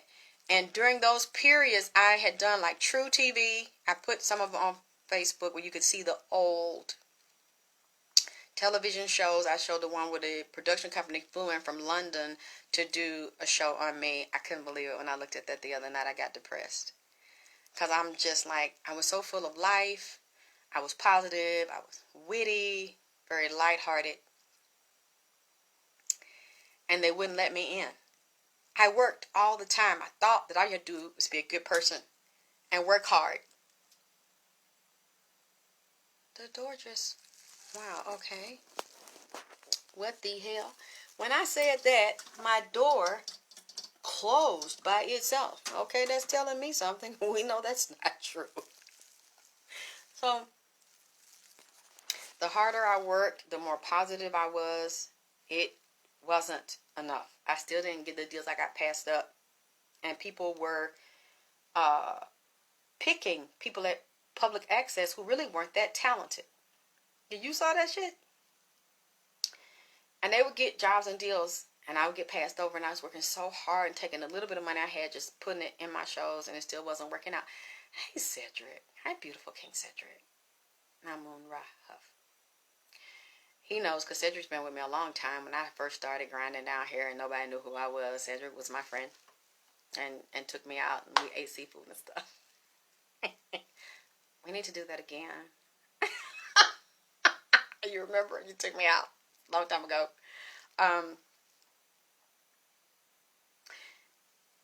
Back then, people were noticing me, though, with major companies. Where they would come and say, we saw you, and we think you're amazing. We think you are so talented, and we want to offer you a television show deal.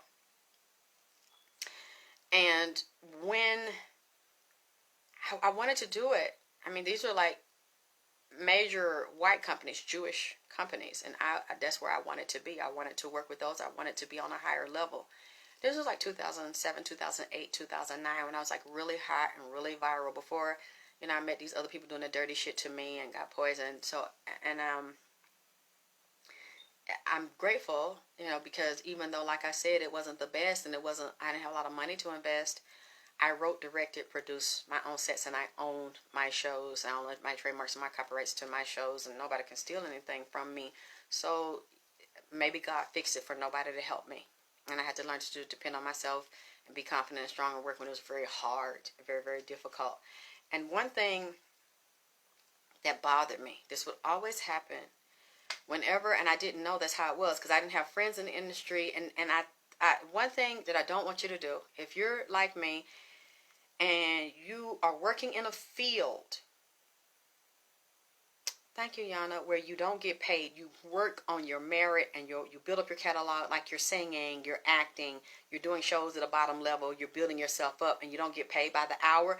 Don't listen to black motherfuckers that ain't never had to work like that and step out on faith and work for no money, and they go to a job every day to tell you how to handle your motherfucking business. Because these dumb nigga motherfuckers was telling me, well, if because they were offering me deals where we'll shoot the pilot and we will promote this pilot and we'll give you this deal.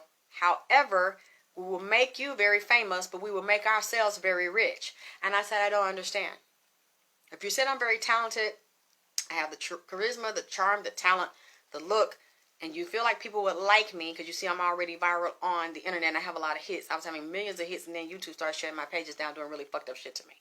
So they're saying, I know, but Shauna, I'm tired now. I just don't want to, I'm going to back up off this. I just don't want to do this anymore. I need a break. And it's very depressing.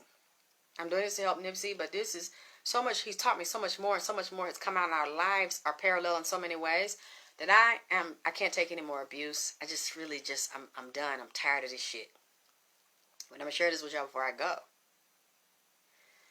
I'll still make the products and do the readings in private, but I need to get away from this because it's very dangerous and it's very dirty and low down. It's a dirty, violent game, and they are taught to do that to you. And I realized it wasn't just me because I'm like, okay, why do I have major people letting me know they have their eye on me, but they're offering me TV deals, and every time I get the contracts, it always says that we will put you in this. This will be a major television show. You'll be seen. You'll be known. But we own the pilot. we own the rights to the show, and we will give you an advance. They want to give you a certain amount of a lump sum, and it ain't really a lot. It's like a few $1,000s. Give you that, but then own the rights to it, own the footage, because their production company shoots it. And then you get to be on there and you get to be seen, but you have to remember, because it's not your show, and even though you're writing it, because I'm like, wait a minute, but I'm the writer, director, producer. No, we're going to handle that. Or I said, no, I have to be a producer. I have to be able to co-write and co-produce. They don't want you to do that. If you're sitting there as a sitting head, as a talking head, they can get rid of you. So all your hard work, your ideas, vagina power, they wanted vagina power. They wanted me to give it to them, but it said, but hey, you'll be working and you'll be known. And then if we do well and you do well with the first show, we'll give you a better deal the next time. And black people were telling me to go for that shit. I'm like, but you don't know what it's like. You never had to be out here and step out on faith and believe in yourself to work for nothing. You always had a job. You always had something to fucking fall back on. But you can't work a full-time job and be in real estate or be in law or be in entertainment. It's not going to work. If you want to really get seen, you got to grind in that shit and either have somebody support you or have some money saved up. You're not going to be able to do a full-time job and still dive into this. So I went balls to the wall with it. I believed in myself what I was doing. I felt like I had nothing to lose. Yeah, at the wellness center. You talking about at a Foods event? Yeah. See, so you can verify I'm not lying. You saw me there. And I was fucked there too. And they want to tell you it's okay. It's, you know, beloved, it's going to come back if you do this for free. It's a comeback. And it doesn't. It doesn't. That's why no black motherfucker can't tell me, well, you know, that didn't go well because you didn't play that right. Have you ever played it, bitch? Have you ever done television shows? Have you ever wrote, directed, and produced and got on your own with no motherfucking pay and believed in yourself and worked hard for nothing? No, you didn't. But you gonna tell me what not to fucking do. You ain't even never fucking did it, bitch. You don't have the balls to be me. So you can't tell me what I should or shouldn't do or what I should and shouldn't fucking say. Because I'm going to tell all of you motherfuckers. And anybody can challenge me on this. You can get in there and talk shit to them motherfucking white folks in them rooms or talk shit to them dirty niggas. Because niggas will set your motherfucking ass up too. Because I've had meetings with niggas. Nigga motherfuckers that had major production companies that were tied into major white production companies who came to me first and said, we want to do a deal with you. We think you're incredible. You're smart. You're creative. And you're not hard on the eyes. And we want to work with you. And then you're creative. You're a writer. You know how to write your show, create your persona, create your different. Because I'm like, I have a whole bunch of characters. I have whole skits and costumes. Y'all see the different characters when I show y'all the shit. And the different personalities and shit. We want to do this with you. And then you sitting with black people. And you thinking that you can trust them because they black. They offer me the same contracts too. Where you get famous and they take your rights to your fucking pilot because they shoot it with their shit. They don't want you to shoot it. They don't want you to help pay for it because they want to take your shit. Nigga motherfuckers will do you the same fucking way. And that's how a lot of black people get fucked by black people because you want to think, oh, they righteous, they conscious, they want to do it. Them the main motherfuckers that'll do it because they look like you and they feel like you're going to trust them. Then they'll take your shit and go shop it to a major white company, sell your shit, make a deal, and they own the shit, and you just a host. So I've had black motherfuckers that do that too. And don't think because you know the game and I ain't doing this and I ain't doing that and I don't like the way this contract look and you gonna sign this and we gonna renegotiate that shit. That don't mean that they'll still say, well, now that you know, bitch, it is what the fuck it is. We ain't gonna renegotiate the motherfucking thing. We ain't giving you no ownership. We ain't sharing nothing. We ain't gonna rewrite a motherfucking thing. It is what the fuck it is. So at least now you know that you finna get fucked with no Crisco and no motherfucking lube. Well, you should have renegotiated. Fuck you. Have you ever been me? Have you ever gotten turned down? No matter how hard you work and how sincere you are. And when you look at a contract and you see you getting ready to get fucked if you sign it and then you tell them, I want to renegotiate it. I had my lawyer read it. And they'll tell your lawyer, fuck you too. You can't make them do nothing they don't fucking want to do just because you know the game. It's your fault. It ain't my fucking fault, bitch. The only way it would have been my fault is if I signed it and I got fucked. So because I didn't sign it and I walked away and you said I should have negotiated and they didn't want to negotiate, it's their way of the fucking highway. That's my fault too. So if I would have signed it and got fucked, it's the nigga bitches still would have told you and the niggas would have still told you, well, that's your fault too. But they ain't talking to you though. You ain't getting no offer. You ain't never did a fucking deal. You never even sat down to even have somebody discuss wanting to do one with your ashy ass. But you gonna tell me what I should and should not motherfucking do. That's if a motherfucker's not a lawyer or not in management and connected to the industry and know how to negotiate or have this person, that person they can call to set your motherfucking shit up. Don't listen to no nigga and no nigga bitch that want to do what you done but too scary to motherfucking get out there and goddamn take that chance because they really don't believe in they motherfucking self, but then gonna try to tell you what you need to motherfucking do and they ain't never been there. They never had to try to figure out how you gonna shoot all these shows to try to get seen and pay your rent and buy your son some motherfucking shoe. You don't know what that's like because you always got something to fall back on. Or you sucking dick to pay your motherfucking rent. And I was basically out there on faith on a shoestring budget. And everybody that came to me, nigga bitches, and niggas included that were in the industry, were trying to take my shit. So a lot of you that don't know me and ain't been with me from the beginning, yes, I have gotten offered major deals from major production houses that I wanted. I've always wanted it. Since I was a baby, I wanted it. And I felt that if I worked hard and I earned it, I would get it. And I didn't. Not because I didn't have it. But then one lady told me one day, and I didn't want to believe this, about 10 years ago, she said, I know why you're not getting any deals. And I said, why? She said, because you're not fucking anybody in the industry. And I said, that's a fucking lie, bitch. That's a lie. All I have to do is work really hard and show I'm serious. This bitch starts laughing. And I said, that's not true. Like, how could you say something that disgusting? She's like, I'm serious because I'm learning and people are now revealing the secret. And they're saying that either it's somebody you know or that's going to bring you in to help you or family, or you're going to have to fuck. And I said, I don't believe you. And I'm going to prove you wrong. That's not true. It's really about how hard you work. And as you can see, all these years I've worked, and constantly got offered deals.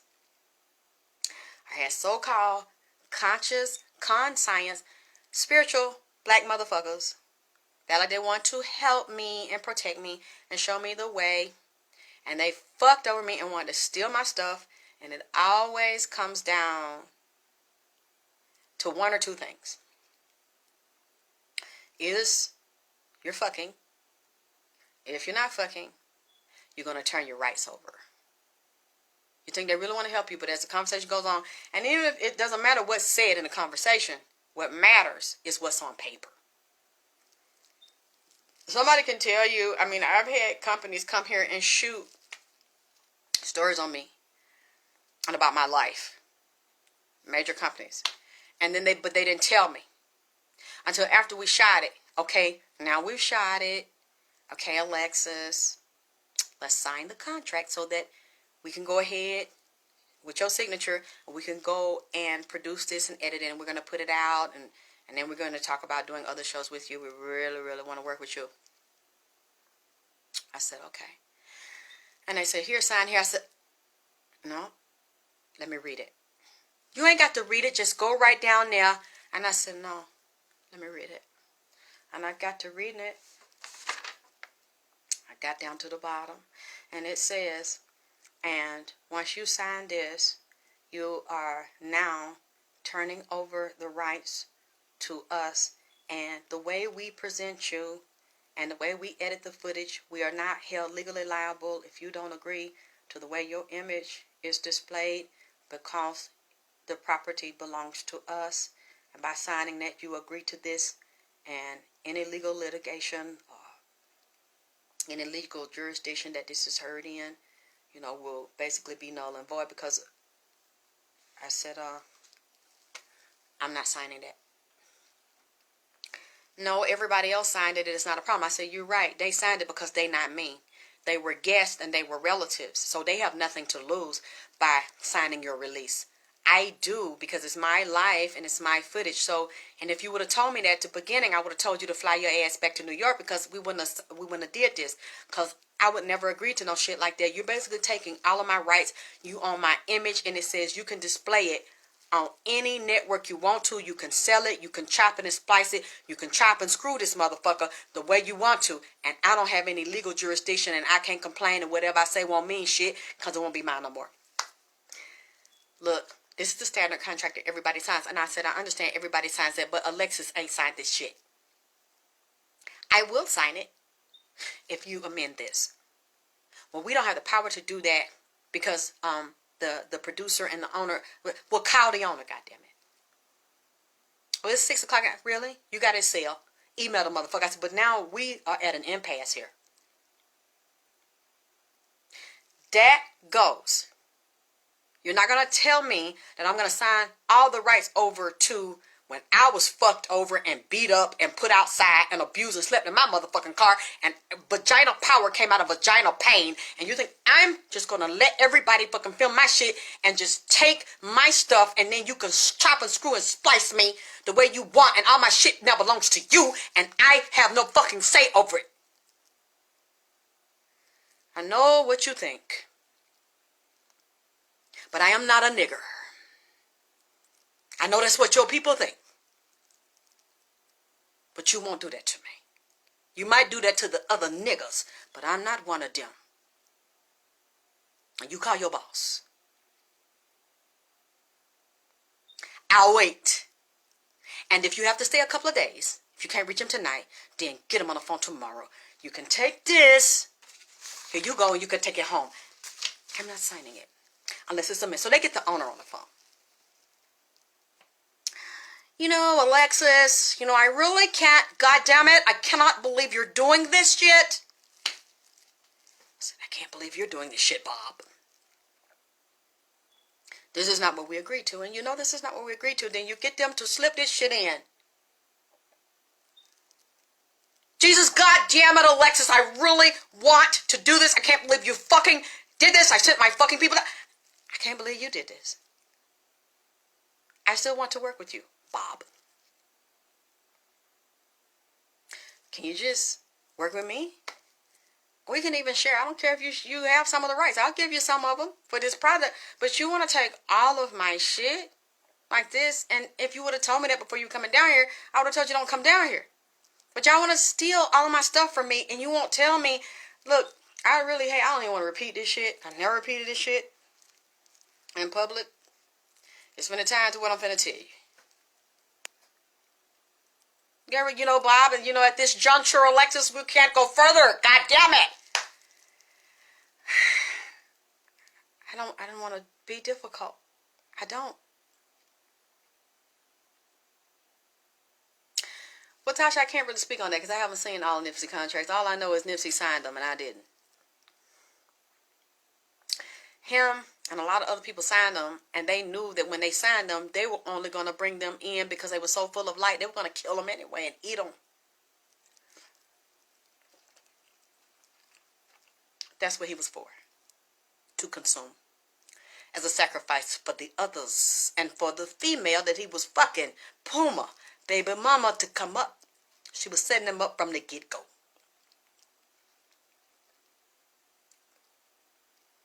So we're going back and forth, me and Bob. And he's like, okay, I'm willing to negotiate this with you. And I said, okay. And then he keeps going back and forth. He don't want to do it. And I'm not going to, basically I'll say this.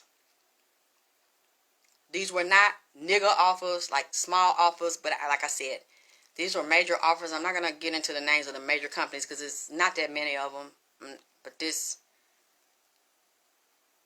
So nobody hasn't said it, but Cedric knows because we go back way back. And he didn't tell me that kind of advice. He didn't tell me to do that shit because we know we've been in the same thing grinding. Nobody can say to me, "Are you just jealous?" Like they're trying to say Jaguar's jealous. Jaguar's been inside of there. I have been 1 foot in, 1 foot out, not because nobody wanted me to be in there, but because I didn't like the terms Because if you're going to do that to me, and if I'm smart enough and creative enough to create a concept, to create projects that people love, nobody's ever done a vagina power show. Nobody's ever done spiritual sexuality. Nobody could teach it on a high level and then a gutter level at the same time and put a comedic twist on this shit. But me. And people have tried to copy me, and nobody have been able to do it like me since I started. And then when I was sick on hiatus for 5 years and just came back in 2018 with the readings, they didn't even know I had the gift to do that. They tried to copy me, but they could not. Because this is from inside of me, and I ain't copying nobody. I always come up with, reinvent myself and come back with something when they think they done knock me out. My ass get up and come back out that casket and resurrect on the bitch. Resurrection of the goddess. Because I'm me, and I ain't trying to be like nobody. So no, I'm not saying this because I never had the opportunity. I'm jealous of a bitch. Sure, a part of me does feel envy. Because I see people that are up there, and they're not more talented than me. But it's either somebody they know, somebody fought for them, or something they might have did that I wasn't willing to fucking do. So, it go both ways. Hey, people get what they want, and then it's really not a guarantee, because I've seen people that do everything they ask them to do. Fuck, suck, sign their rights away. They either dead or commit suicide fast or commit suicide slow because they done fucked and sucked everybody. And then the motherfuckers don't keep their promises, and then they kill themselves slow by being a fucking drug addict. So it's not really a guarantee. It depends on who is rocking with you, who up there got the pull, and who really gonna keep their word, to really want to fuck with you. It's a numbers game, and it's a gamble, and I wasn't willing to take the fucking risk because that is mine. That's my baby. And I wasn't gonna give my baby away because I had nothing, and nobody gave me nothing but hell and grief and pain. And I took that and flipped it and made something beautiful out of it. And every time somebody came to me, black or white, and wanted to talk to me about working with me, they always wanted to steal. Thank you, Shauna. And I know I'm not the best yet. I'm still working. I got to get coaching and stuff, but thank you. And that's why I would always say no. And he told me, we're going to work on this, and he'd go back and forth, and I knew he really didn't want to. He wanted to take my stuff, and that's what they're told to do to us. When I say us, it's not about black people. That's what you do to the goyim. The ones you think are the sheep, the stupid motherfuckers that are not a part of the upper level. That's not a part of the secret society. You're meat to them. So when I say us, I'm not talking about, I'm talking about, because it's white people get done like that, Asian, Spanish, a lot of people get done like that to get inside of there. And you take somebody down, or you get took out your motherfuckers after a period of time. That's what's going to happen to all of them, okay? So that constantly was happening to me. Every time I make something, every time I do something, people are coming, oh my God, you're so amazing. I love your work. You're so fascinating. You're so creative. Let's talk. Let's meet for dinner. Matter of fact, I'm going to fly in. That's when they really want to fuck with you, because motherfuckers fly in to the ATL. I've had those experiences, or fly you somewhere. And they sit and they talking. And I remember a couple of times meet with people, even some black people, some upscale, affluent niggas. They telling me where you want to go. We'll meet you wherever you want to go. And I said, I want to go to this restaurant. I want, some seafood. I love seafood. We get there. They waiting on me. We sit. We're waiting. And they said, well, what would you like? And I'm like I am now, chilling. How you doing? Because when we do business, all that loud and no. That's that other character right there. Don't come to business meetings with me. We don't have drinks and shoot the shit with that character. It's this one right here. How you doing? What would you like, Alexis? I'd like hot tea with lemon and one of the herbal bags of the selection of the exclusive teas. Would you please bring them out so I can pick? Oh. Oh, what? You drink tea? No, I drink hot tea. Herbal. Not Lipton. I mean, what we see on the video and bitch this and bitch that. I mean, we thought what you gonna want something. So you trying to say you thought I was a dumb bitch? I mean, I know that's what you want. That's the word you wanted to use. You thought I was a ghetto, dumb bitch. Nigga bitch. That's one of my characters. We're doing business over dinner and drinks. And my drink I prefer is herbal tea with a twist of lemon. And organic honey, please.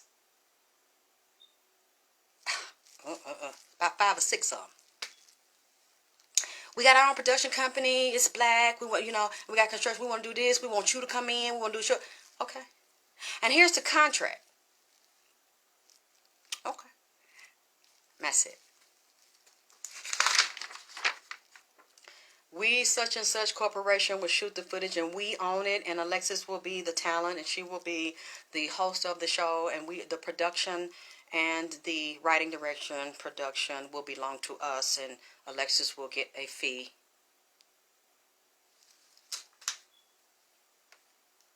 No, I won't. Now, again,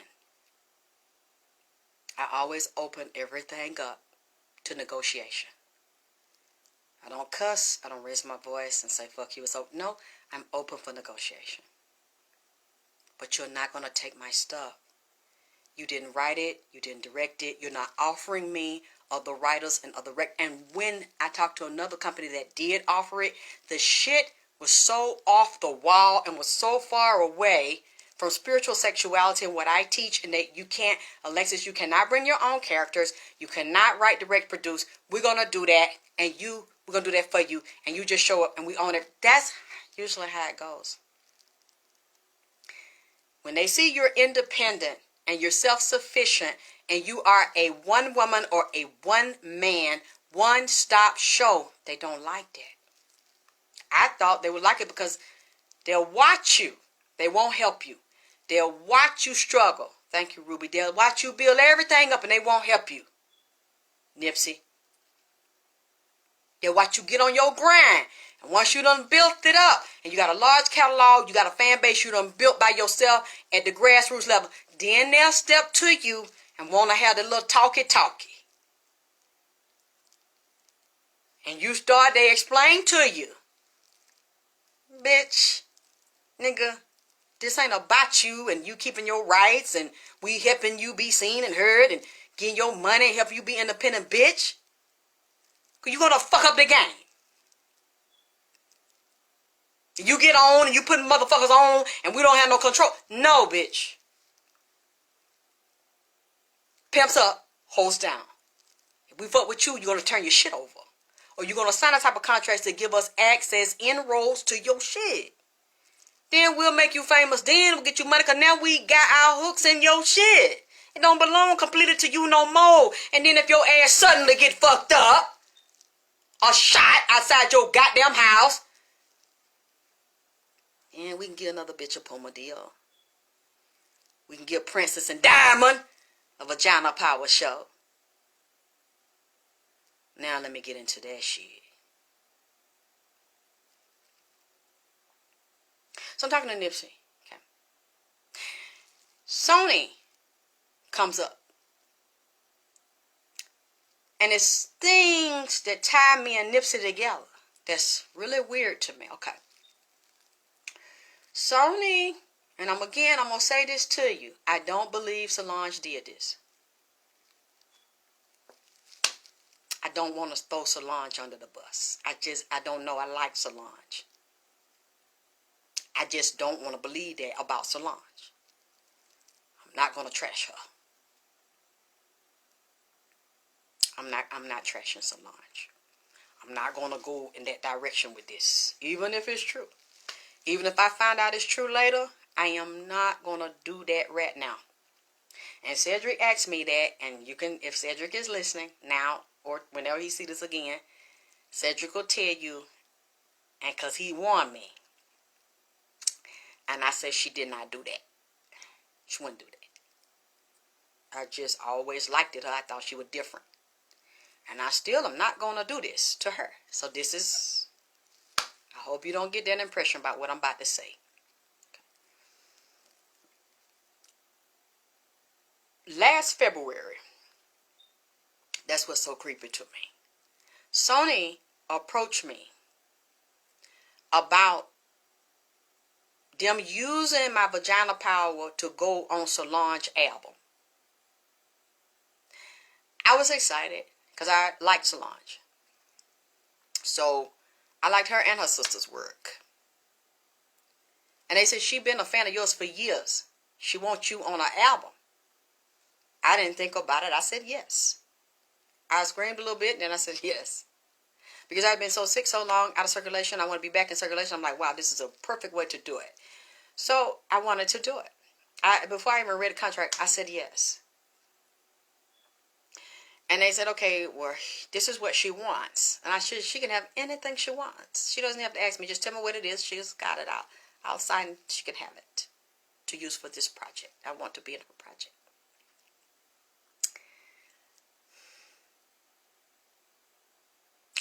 I sent the signature in the email. I thought that would be good. And the next day, I know they had the thing ready because it went out 24 hours later. Everybody loved it. I started getting a response. Oh my God, it's beautiful. I sang, no, I'm so excited. I'm so grateful. I did a video to thank her. They came to me February. They assassinated Nip in March. Just a month apart. They got us together. We were going to fall back to back.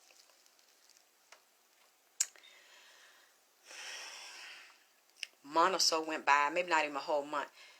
This black man contacted me from Sony and said, Alexis, did you sign that contract? I said, yeah.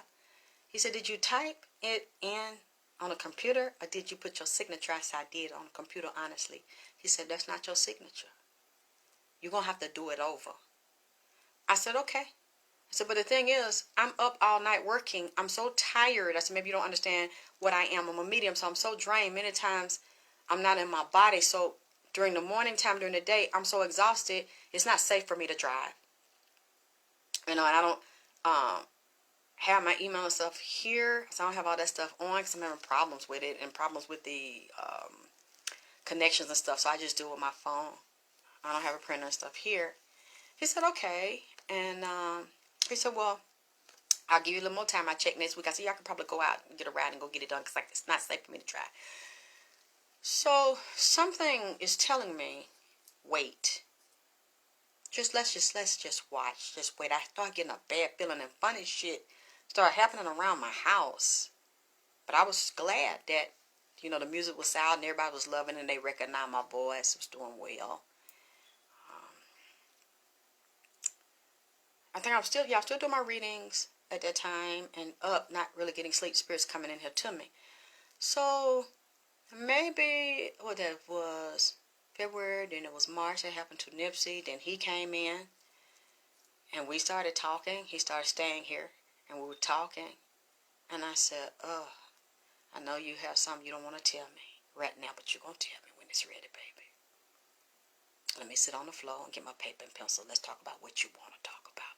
Because I know it's another reason your ass is down here. He wouldn't say nothing. He said, okay. I said, let's talk about the reading then. You don't want to talk about me. Because it's clear you know me. But, okay. Months go by. He starts to explain to me what's going on. How dirty these motherfuckers is in this industry. And these niggas set him up. Bitch set him up. We didn't get into contracts till lately. The past few months. But we did get into mine. We did get into some of the parts, how they fucked him on a contract. But the shit, he's more comfortable with me now, so he just say anything about that part right there. I learned a lot from this man.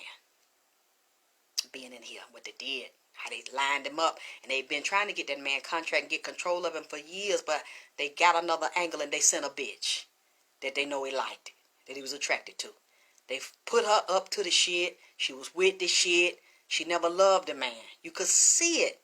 In the pictures, he catered to her. Just like, it's a picture where she got a green dress on. Kind of got standing to the side on a doorway of this building. I don't know if the shoe shine place, a place he worked at as a child or something. One thing bothered me about it. She is in the doorway. No, they weren't. They was off and on. wasn't together. He wasn't going to marry. Never asked her to marry. They never was engaged, man. She was standing to the side like you were at the pillars. And it also makes sense to me because Ethiopian, Eritrean New Year is September 11th. And he told me to do this reading on October the 11th, which will deal with the tower card representing the towers, a sudden crash, certain tragedy, explosion, and killing. And this is also the holiday we're dealing with here during this weekend, Ethiopian holiday, which ties into him, Eritrean holiday. He brought this to me. And I look at her standing up that green dress outside in that door, which is the doorway, the pillars, which is also the pillars of your legs, opening your legs to seduce and entice this man and create a tower effect by fucking him and having a baby by him, which will be an insurance baby. Or keep a nickel baby to get you cut out. And then I look above it, and what do we see? One shoe. What he had on one shoe? She's the one. She the one that upset the nigga up. He said it then, and he says it now. Okay? So, months go by, I didn't sign this contract. Because I'm getting a bad feeling.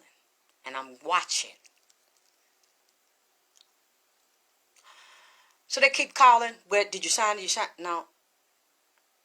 And I wasn't lying. I really was tired. I can't drive. I haven't driven my car in months. I have someone to help me with it. I'd be too fucked up in the spirit. I can't get up and risk no accident, killing myself and shit. I can't drive.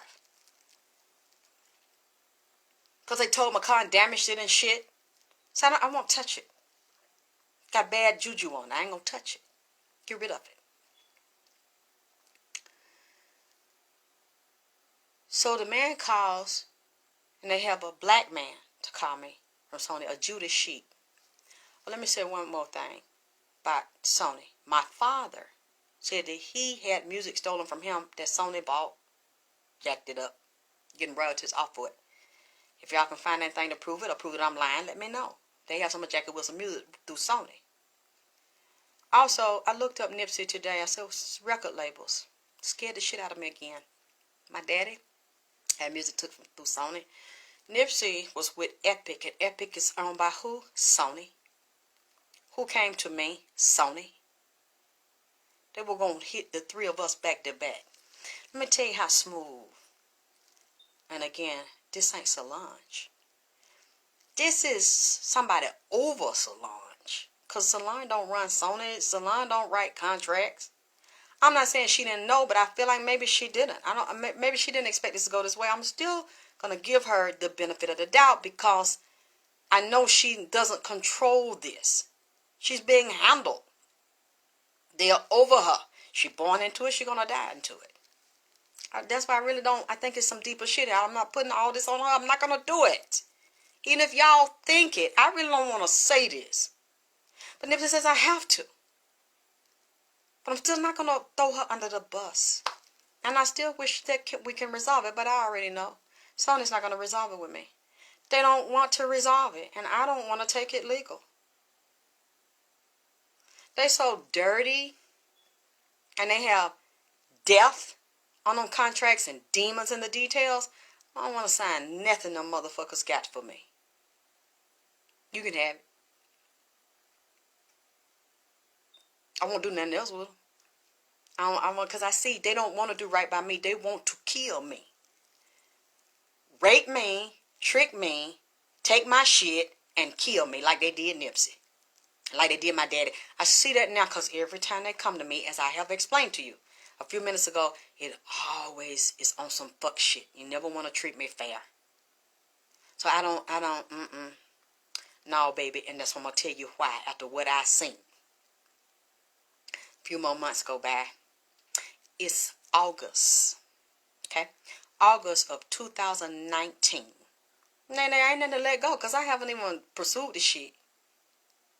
I ain't even trying to pursue that shit. It's all right.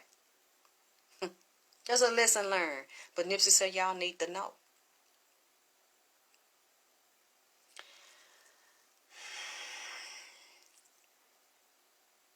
When I spoke to them in August, And there's another lady got on the phone from Sony. And then they had this black man sent the Judas sheep. They always send a nigga. And he talking to me like, he got a southern flavor. He understand, yeah, I went to Mohawk. That's another, my eyes, but you went to Mohawk? Okay. Just like Eddie Long and all the other sophisticated sis. I said, and plus you in the industry, so I already know how you get down. So when you said Mohawk, I already know I don't trust your motherfucker and then, because we know what that is over there. So we always know that boule. So I'm listening. I said, okay. Hey, Jonelle Muhammad. And he said, I tell you what, you still be up all night and be tired? I said, yeah. But y'all know that I wasn't lying. But then at the same time, I'm watching you. I'm watching her. He said, tell you what, why don't we make it easier for you? We'll FedEx, because they asked me what I want. I ain't gonna lie. They said, how much money you want? I told them. They said, okay, how about we gonna FedEx you the check? We're gonna FedEx you the contract first. I said, okay. You sign it, and then we're gonna send FedEx back to pick it up. Then that way you don't have to leave the house, you get your check at the door. How about that? I said, okay. Send it to me. Gave my address, they sent it. It came like the next day. That's when the FedEx man rung the bell. I got up and got the pack with all the papers and shit in it. I said, thank you. As soon as I got the pack and closed the door, I felt the whole bunch of motherfuckers came in here. My daddy knew that I had it. As soon as I got it, I put my hand on it. I felt the house get full of spirit. I looked, and my daddy was in the living room. I'm by the door. He's in here. And I look at my daddy, and I had it, and he zoomed up on me when I had it, and I put it on the steps, and then he went back, came back in the room, and started crying. And I looked at him. He had like this church-looking suit on and some leather shoes, like some Italian leather shoes, but they was like lace-up shoes, but they looked like you go to a funeral. And I started walking towards him. I said, Daddy. And then when I looked at him and I looked at the table, Sam Cooke was sitting right there in this chair over here, and Nipsey was sitting beside him. And I'm looking at Nipsey, he looking at me the same way the other day when I'm asking why he do that shit with my dad. Nipsey wouldn't look at me. He's looking down. I look at Sam, who's sitting next to Nipsey, and Sam said, don't do it. Don't do it. Don't do it. Don't do it. Just shake. I said, Uncle Sam, why? Because you know me and my dad's like brothers, so sometimes I call him Unc. And I said, Daddy. And I was looking at him. I said, Daddy, why are you crying? You look like you're going to a funeral. And he said, I am if you sign that contract with Sony. I said, they did me the same way. And they stole from me. And they're going to do it to you. And they're going to kill you. And he started crying. I said, Daddy, don't. And then Sam said, And then this was like. So I took the contract. I took it upstairs. I put it in my bedroom. That was the worst thing I could have done. Because when I put it there, I took it out of the envelope and I put it on my floor. I didn't sleep for about a week because the demon got off the contract and started talking and would get in the bed and get in me and ride me all night long and talk. And I don't know why the demon did that, because it belonged to Sony. And that's why I said I don't believe Solange did it. She's under their control and she gets her deals, but it's clearly she had to pay something too. I'm not going to say what, but you don't get those deals without paying something or somebody. when I take the contract out, it's real big, about this thick, whole bunch of papers. It gets up. I'll never forget this thing. It was a male. And it gets up and it looks out like towards outside and it look at me. I said, oh shit.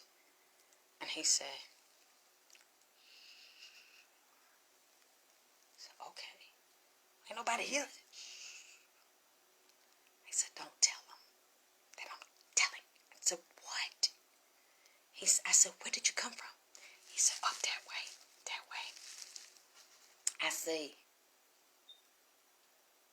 New York City.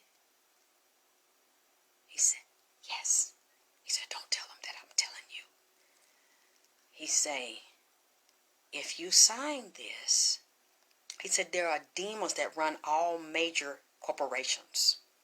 And the names that they give the corporation, or certain divisions, are named after a demon, male or female, or god or not goddess, and they have to deliver a certain amount of human souls in exchange for money and power and fame and fortune. He said somebody told them they want you and the remnants of your father. So if you sign this, they want your soul. You won't live long. And then they'll own your catalog. I said, what the fuck are you talking about? I'm just going to be on the two song on a Solange album. Motherfucker said, no, hell you ain't. Once you put your finger on this here, soon as you sign it, the demon up there in New York City in the pot, which tell me they probably deal with Palo Mayambe. Some form of Palo or magic where they dealing with a pot. They said the demon is in the pot up there in the building at goddamn Sony, man, in New York City. That's what it said.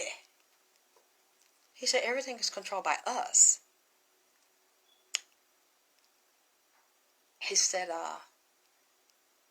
you're going to sign it, and when you sign it, the demon's going to instantly know you did it, and that will activate the spell.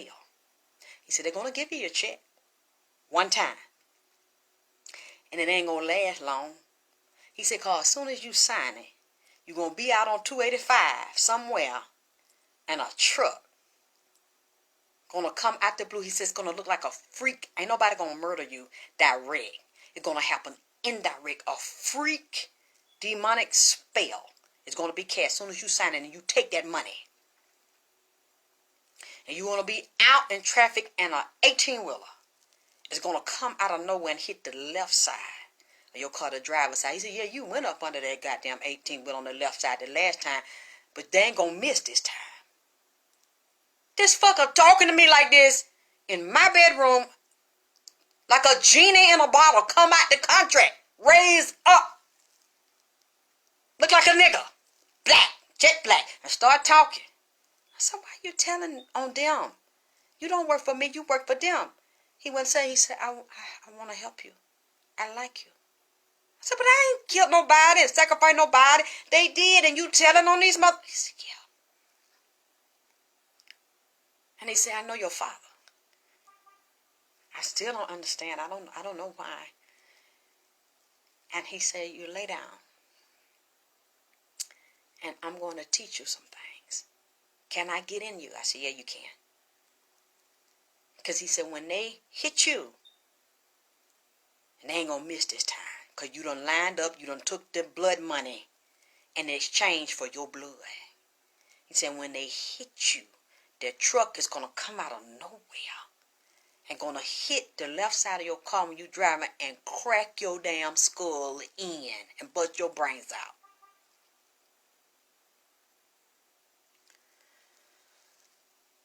I said, okay. Thank you, Cedric, for being here. Because remember you said this on the low. You didn't trust it on the low. Remember that? You hit me in my inbox and you said, are you sure, Sid? I said, yeah, it's all right. And you tell me, yeah, all right. You kept saying, I said, it's all right, man. It's all right, King. I got it. And I'm letting your ass know it ain't.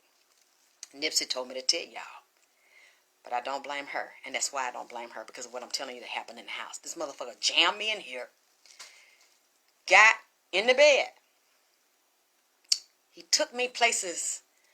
I think we went to hell. I don't know where the fuck we went, but every time I woke up from this nigga getting up off of me, my hair was wet, my body was wet, my clothes was wet. I woke up and I had almost fell. I was so weak and wore out. I get out the bed and I look at him. He look at me. I said, I'll see your ass tonight. He said, oh, okay. We went through this about 3 nights. About Wednesday, Thursday, it's went on about 3 days. He got up, he said, you know what? I said, what? He said, I like you. You can take a lot. So what do you mean? Take a lot of pressure, a lot of dick? What? What can I take a lot of? God damn it. He said, cause I get in you, I ride you all night. I get in your body and I take you out of it and I jump in. And I put all kind of stress and pressure on you. He said, you get up and tell me that I meet you here again and you could take. He said, you know what? Why don't you go with me? I said, what? Where we going? The hell? Where you gonna take me? I said, y'all don't even like humans. It says in the Bible, y'all don't like us. You despise us because God loves us. And he made humans. Is that true? He said, well, not completely. He said, all of them are weak and stupid. He said, but it's something about you. You're not average. You're very strong. And you have a lot of abilities I could use. I said, you want to use me? I said, look, I want to stay here and help the humans. He said, help the humans for what? They dying anyway. Every day they don't listen. They don't know nothing. They don't want to know. They living every day to die. You want to help them? Say you can't save them. They don't want to hear shit you say. They don't appreciate you, but I will. I said, that. Look, we can talk. Look, if I go with you right now, that means I got to get up out my body, and I'll just collapse here. He says, so what? It's just a body. It means nothing. They'll find you in here in a few days, and they'll just take your body and discard it. It's nothing. It is something to me. Look, wait a minute now. We can work something out. He said, no. I don't want to work nothing out. I want to take you with me. Look, that wasn't the deal. I appreciate you telling me and everything. They're helping me, but I gotta go to hell. If I work with you, I gotta go to hell. And my body dies. He said, but that's not real. It's not a big deal. It's just a flesh. It's gonna die anyway. Leave it here. They don't need you. You don't need to leave them alone. I can't do that. That's not good for me. You're taking me to hell to deal with demons and deal with people trapped there. I don't want to work.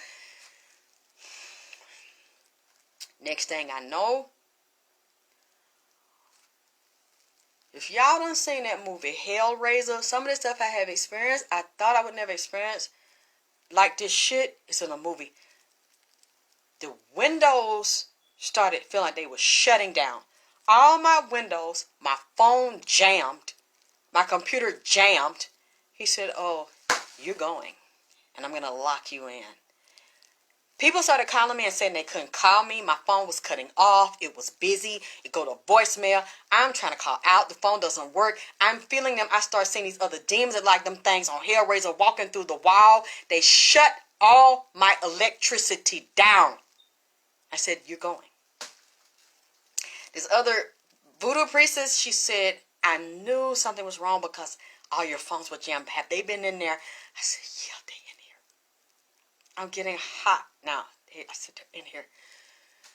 I said, they're trying to take me. This thing has been in here attacking. First it was nice, and then it said, did I like you? You tough. You could take a lot. You're not like an average human. I would kill them, but I don't want to kill you. You're different. I want to take you. And I'm like, I don't want to leave.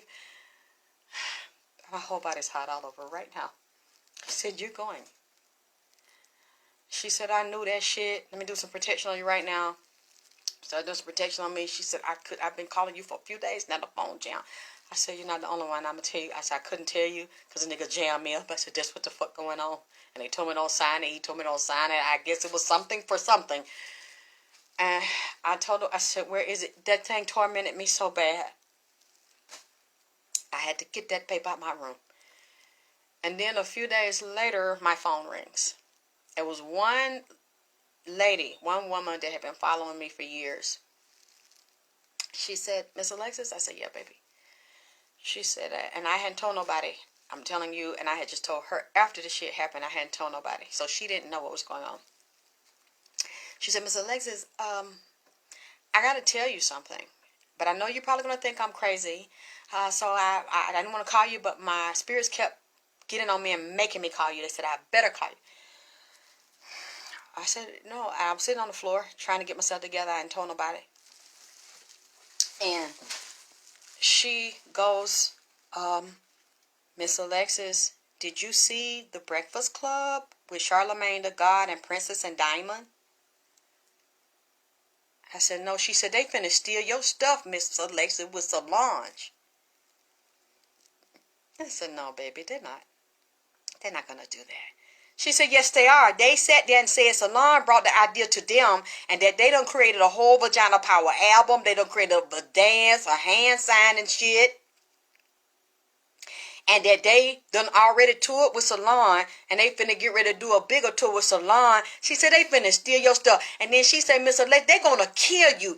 Something gonna happen to your head, Miss Alexis. You're gonna be out driving or something, have an accident, and they're gonna bust you in your head and you're gonna have a mental problem, be retarded and slow, and you're gonna be able to talk or you're gonna get killed. They're gonna bust you in your head in your car.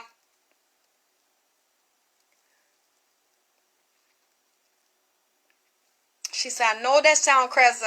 I said, no, I don't. And then I told her what been happening. And I said, the demon told me the same thing. She said, she set you up. I said, no, I don't think Solange did that. I think this probably is beyond her control. She said, no, because they said that she brought it to them. Okay, why you think that a few months ago, I have repeatedly asked Princess and Diamond to confront me, to publicly get out and say that they created Vagina Power, because somebody said they saw it on the Instagram, said that they created Vagina Power 12 or 13 years ago. Okay? Well, we both in Atlanta, and don't nobody know you for that. They know me for me for that. So you two created this together. Where's the evidence that you did? Where's the songs? Where's the television show? Where's the CD? Where's the EP? There's nothing but me. And then so this happens. And this girl's spirits tell her to call me and warn me they're going to take she said, then they're going to take your catalog. I hadn't told anybody. So I knew that I wasn't mad. The demon was here. Because everything she said, her spirits told her, the demon told me. She said, watch it. So I go watch The Breakfast Club. My mouth drops. When, is it Diamond? Charlamagne says, so who came up with the concept? They didn't say that. I think he had to ask him 2 times. Who came up with the concept? And then Diamond says, I did. I came up with the concept.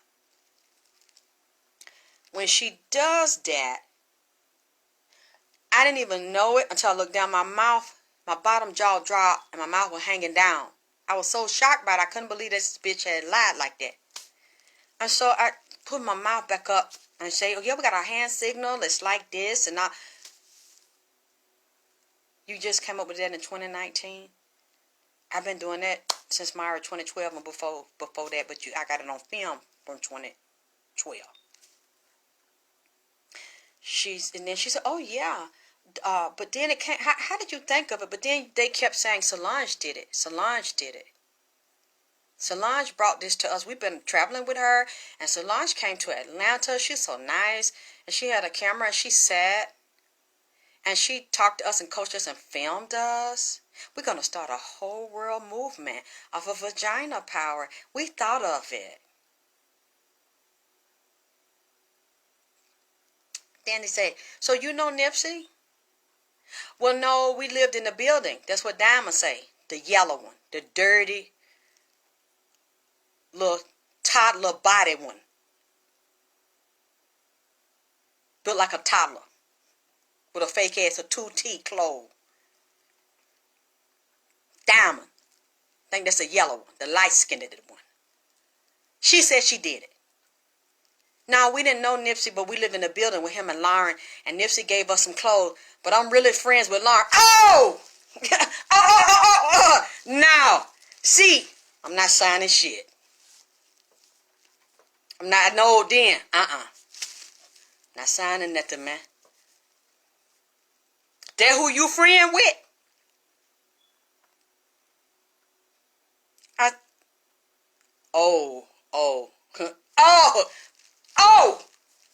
Oh no.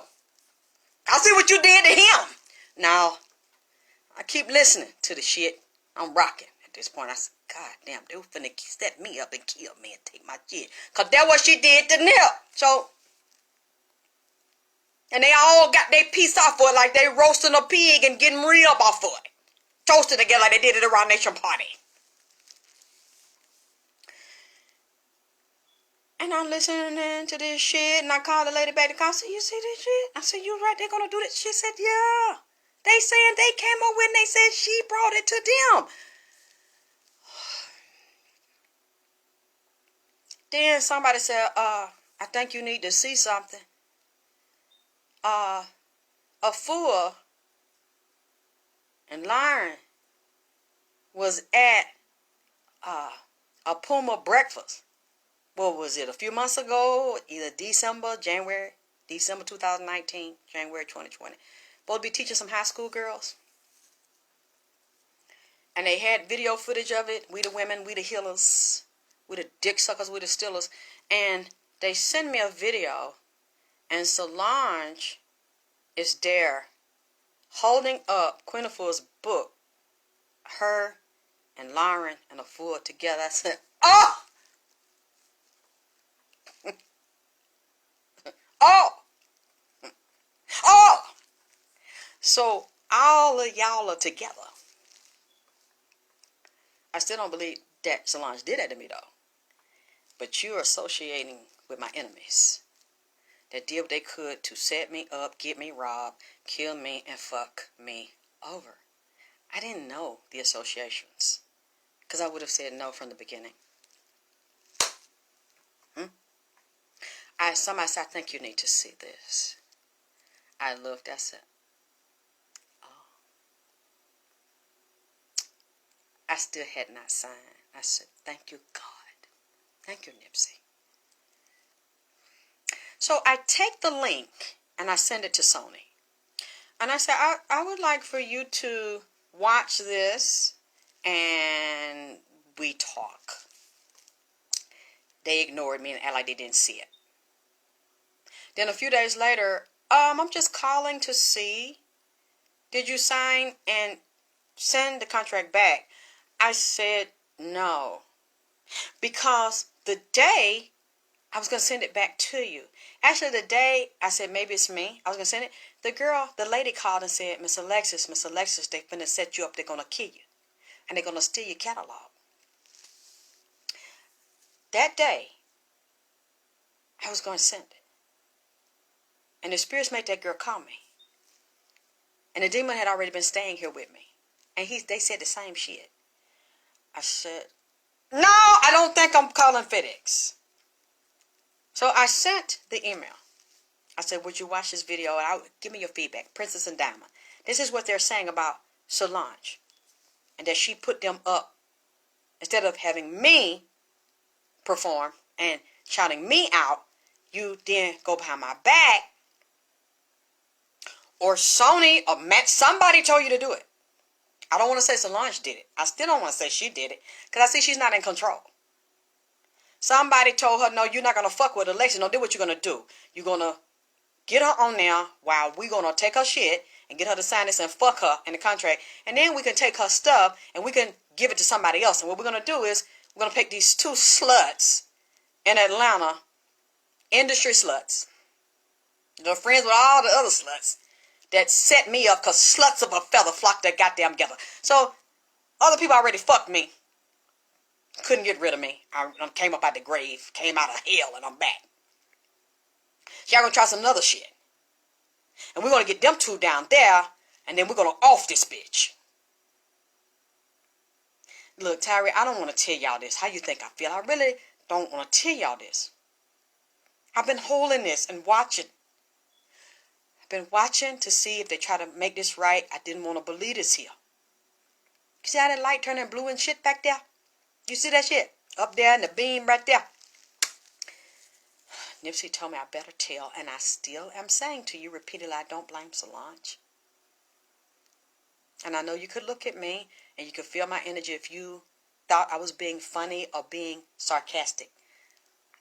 She's a baby to me. And I know I might be wrong. I just don't,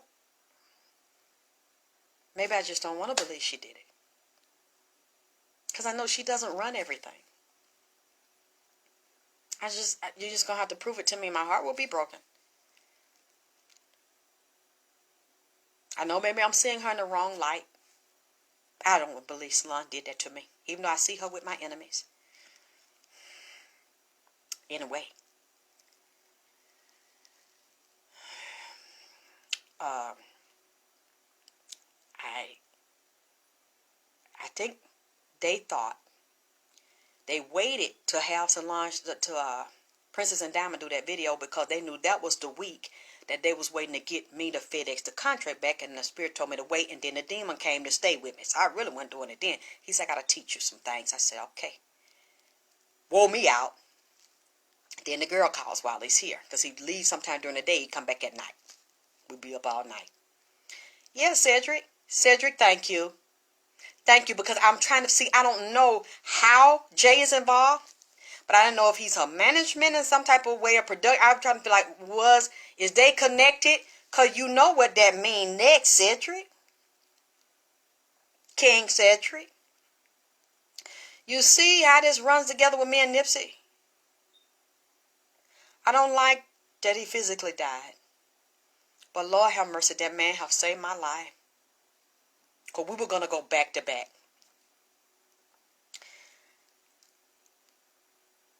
So I told the man, the black man from Sony, they act like he my friend.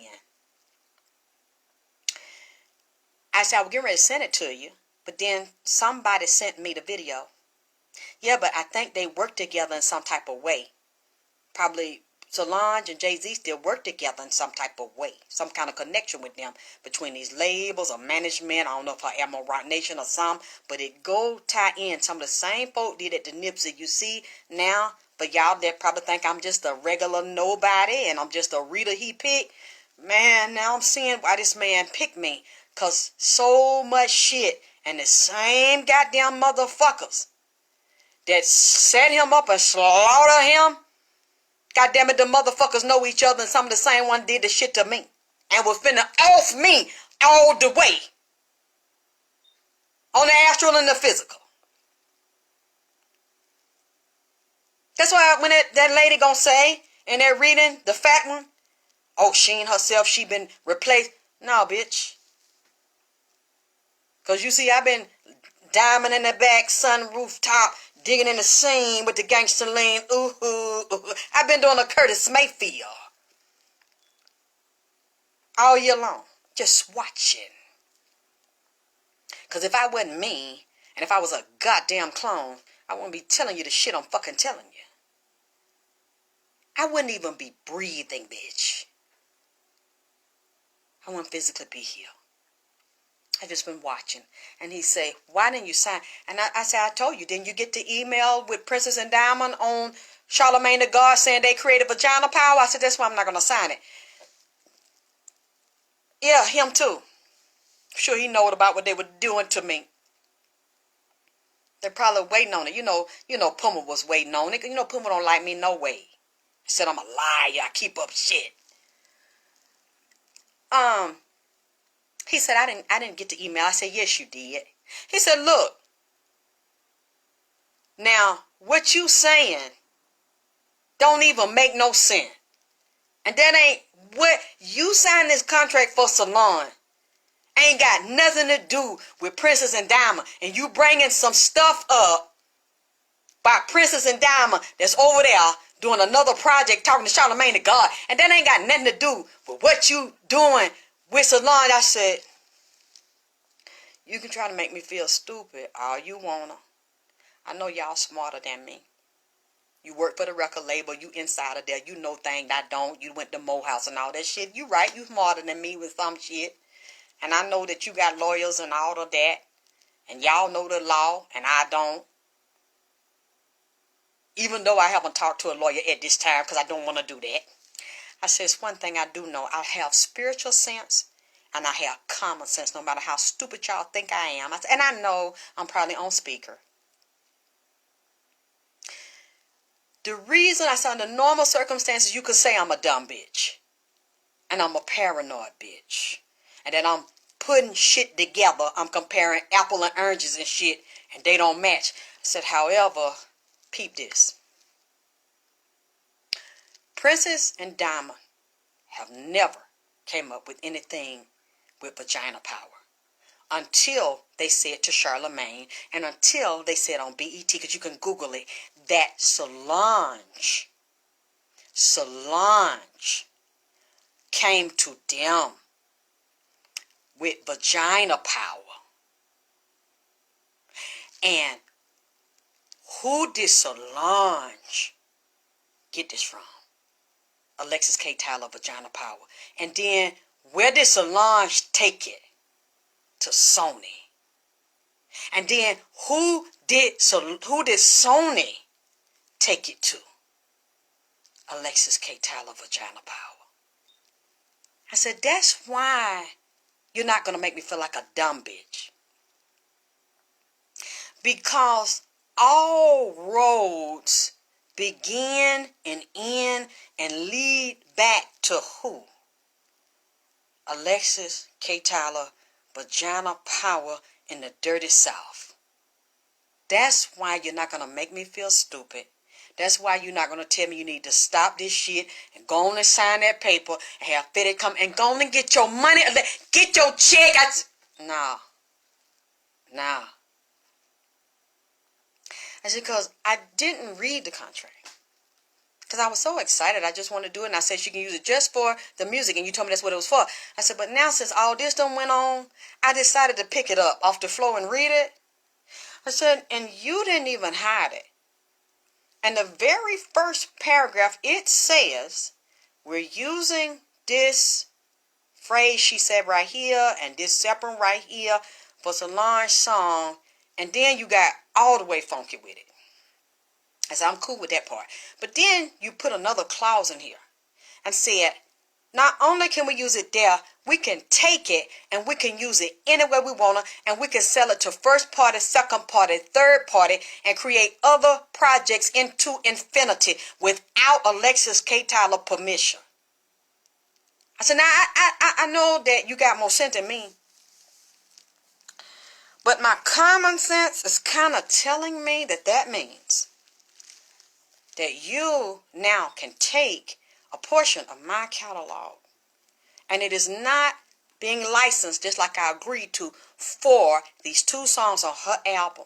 You can now take my shit from me and go in my catalog, and you can sell it and resell it and repackage it, and then they can take it and you can put it on any network and any television station and put in other songs with anybody, and I can't do anything about it. The white lady, he got off the phone, he called back, and I repeated that to her. And she says, that's exactly what it means. So, and you agreed to that? I said, I didn't agree to that. I only agreed to, that's why I said it's not Solange. I don't blame Solange. Because I was left to deal with them. And I said, no, I didn't agree to that. I agreed to let her, because I love Solange and I wanted to work with her. I still do. I still will. All you got to do is just amend that part. I read the other parts. Everything else is good. Just change that part, and I still will work with Solange. I'm not trying to be difficult. I'm not trying to renege. I haven't even said anything publicly about this. She said, I'm not changing anything. You're going to sign it just the way it is. And we can do what we want to do with your stuff. And you're going to let, and I said,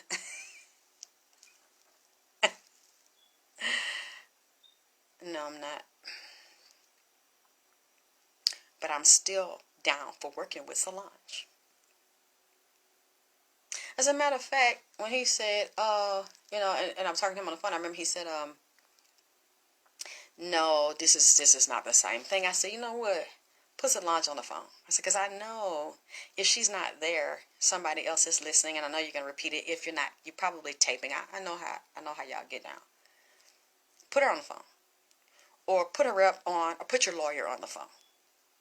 See, ain't nobody got all the time. I said, okay, I don't want to argue with you. I'm gonna let you go. I'll let you speak to your reps, and you get back to me. But I already gave you my terms, and it is what it is. Y'all not fucking me. So we hung up, and then that's when the lady calls back. She says, you're going to do it. No, ma'am. No, ma'am. I'll still do it, but I won't do that. She starts screaming on the phone, hollering. I mean, totally lost control on me. Went ballistic on me, Amy. See, now, what I've been telling you, as you see, I have not made any disclaimer. I'm not afraid of being sued. Because this is not a psychic medium reading. What I am telling you really happened to me. It really happened to me.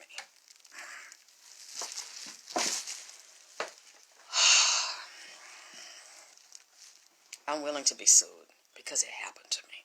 They did that shit to me. I have the proof. That's why I'm not scared. I'm not biting my words. I'm not backpedaling on this shit. Because they did that shit to me. But I don't blame Solange. I think she's just caught up in the shit. And she has to follow the rules and she's being handled. Yeah, Tasha. I'll shake my head too because I said that I still want to do it.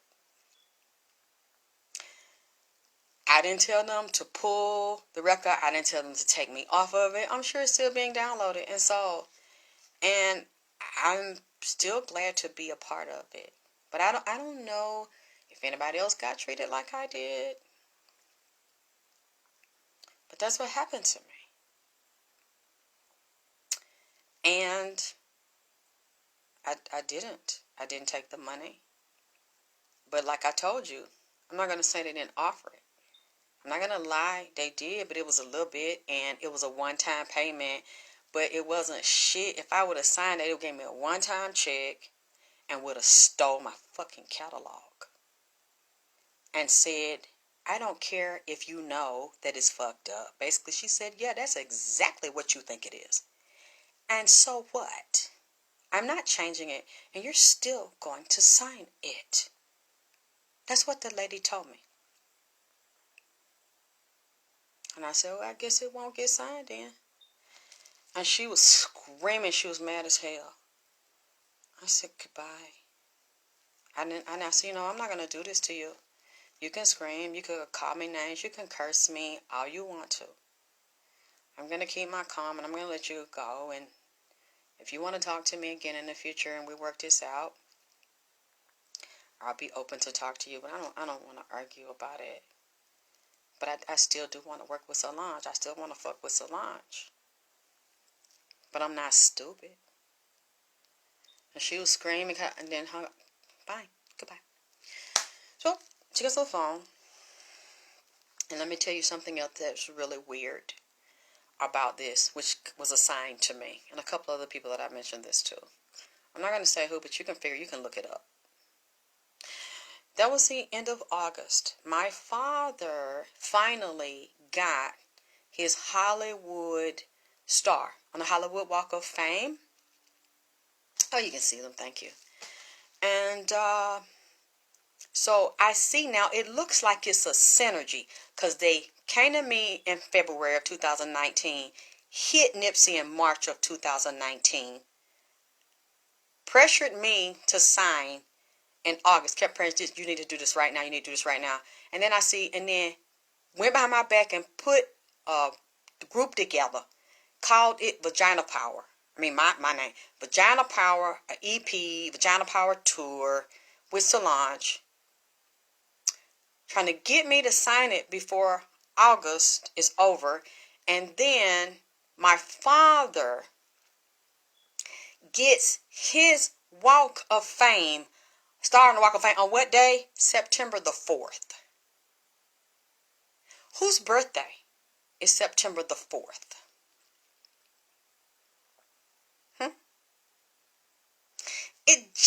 It looks, the numbers look that way to me.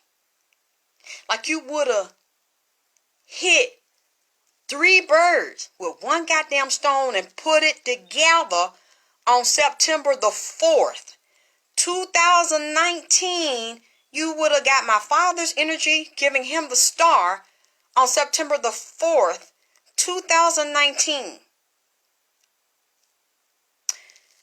After you done collected Nipsey in March, but you got this contract pending to collect me and steal my shit too. And then it was supposed to all be wrapped up. All 3 of us executed, basically eliminated, assassinated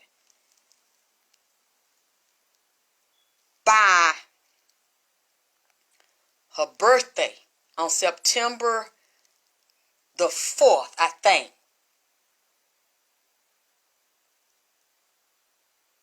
Ain't that Beyonce's birthday?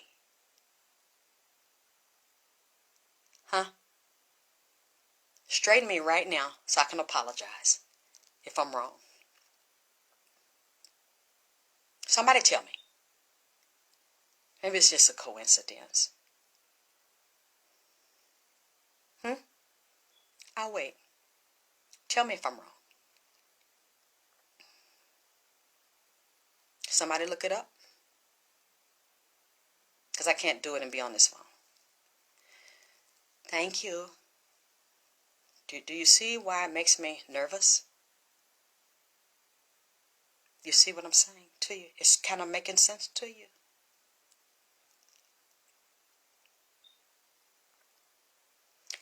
That's why it's even more creepy to me now that Nipsey came to me. Because we would have died, physically died, the same year. And it would have been wrapped up, as well as taking the rest of my father's energy. No, it's not coincidence. That's what I'm saying, John. There, see, now you probably know more about them numbers and gematria and shit, and put this shit together. And then he comes this weekend with these Ethiopian, Eritrean, and the Hebrew Israelite celebration and calling down God for protection. It's a feast weekend. He said, you have to do it now.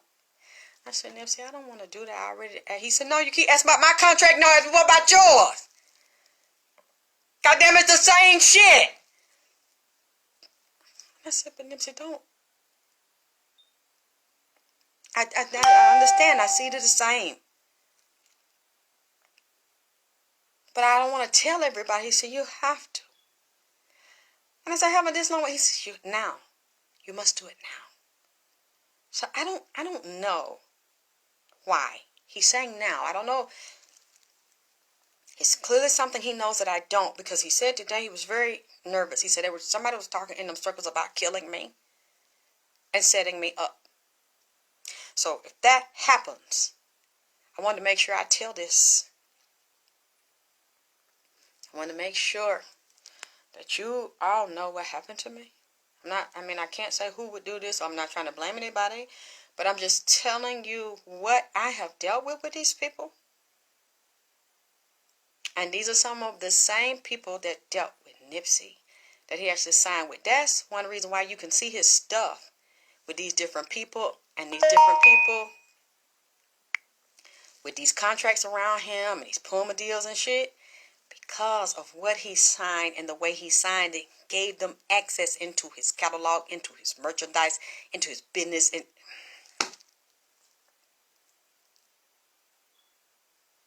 now, for all of you who thought I was just a regular person, now you know better. I really don't want to talk about this shit. And I was hoping this wasn't this.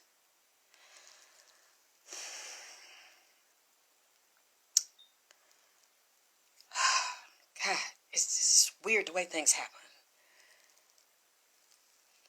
And how my body's hot. I'm just hot. I was trying to kid and joke at first to try to, like, I kind of warm myself up into going into this because I'm just hot. I mean, I don't know how people going to take what I say. But it's the truth. I know what I've said is very dangerous to say. I don't have a reason to sit here and lie because I know I can be sued for saying what I said. But I offer no disclaimer, and you have not heard me say allegedly. I'm not worried about it. Because it is what I said, unfortunately. And I'm still willing to resolve it. But it's clear that's not what they want to do. Because this is a year later.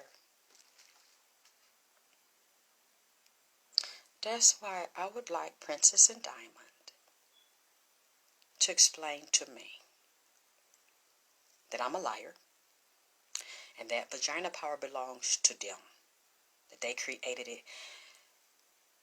Have y'all heard about them doing a vagina power tour for 2020? I'd be so tired I don't keep up with their concerts and stuff. Since they own it and they created it. Because I suspect that you all knew that they were going to fuck me.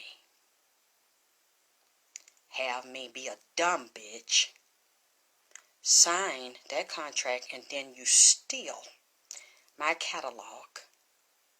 And then you create a third-party project, which the contract says you can do.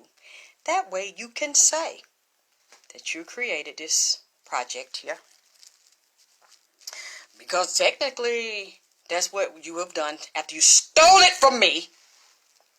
Then you got in front of Charlemagne and the whole world and told them that you have this new girls movement.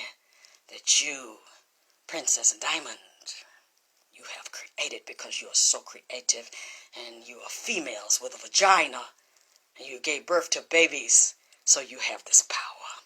And you thought of this all by yourselves, with Solange facilitating it. And when you found out that I did not sign it, somebody just said, correct your birthday. Oh my God, it went up, so I got to read it. They added the numbers up. You got out and bragged to the world that you created vagina power. You're going to go on a tour with this brand new movement. So where is it? Correct me, ladies. Correct me. Where's the tour? When are the tour dates for vagina power? I want to know. I want to buy a ticket. I want you to tell the world that I'm the liar. I want to know when you're touring with Solange, with your baby vagina power that you created. Is it on hold? Or you all fill me in because you know I'm slow. God damn it. You know that, I don't keep up. I didn't create this shit. I didn't make it up. They did. And they're touring, and they got their EP, and they got their album, they got the concert and shit. So can you all look this up or Google this or see when they tour dates for Vagina Power with Solange?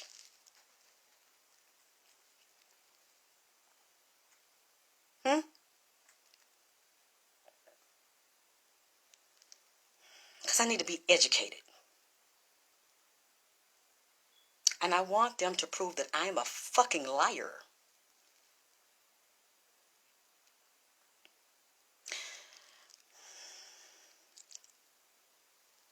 I want them to prove me wrong.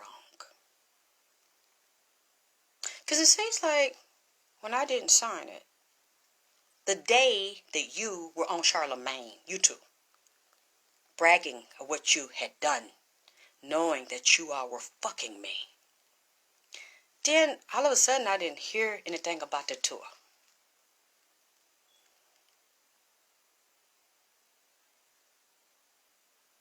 I even spoke to people that knew them and said, could we please sit down? Because I want to know why they're doing this to me. Why are they trying to do this to me? People always try to do this to me. Black bitches always try to do it to me. When I've never stolen anything from anybody. But y'all black bitches always want to do this to me. And you always want to talk about what white people do. So I've been quiet all this time trying to be a grown woman about this. And talk to see maybe I need to be corrected. Maybe you made it too. Maybe you created Vagina Power too, even though nobody ever heard it. Oh, you black motherfuckers got and set me up. And then get up and say to the world that it's yours. And they refuse to speak to me. They refuse to publicly call me a liar. They refuse to show their trademarks and copyrights to what they say they created. How do you think I feel?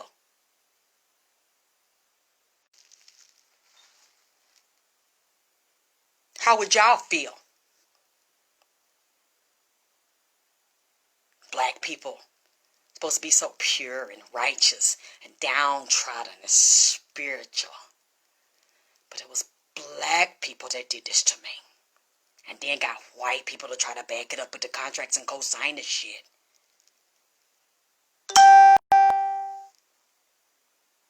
How do y'all feel that's listening to it? Somebody did it to you. That's why I asked y'all to ask them. Where'd they get it from? Prove that you created it. Or admit you took it from me.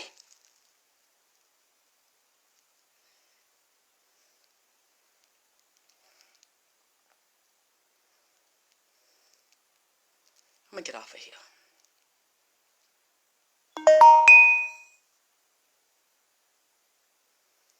And I've given you enough to research what I'm saying.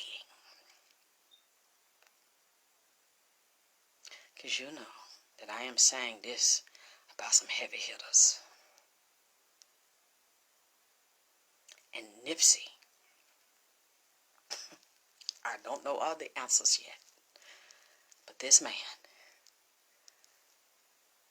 has opened my eyes and saved my life. Because I say, Nipsey, what do I do? Go look for me. He said, don't do it. He said, Alexis, if you do it, they're going to do the same thing to you that they did to me. And your son won't get nothing. They're going to kill you and take your catalog. And then them bitches going to be up there dancing around, lying, like she did on Charlemagne the God, and said that they created that shit. That's why I want them to face me. I have caught hell and struggled for everything I got, and no matter how bad things got, I never stole from another bitch. I never extorted, lied, cheated, or get nothing from nobody. Everything I got, I earned. People always want to do that, put that shit on me, and then lie and say that it's mine, it's theirs. and then build a fake story around this shit.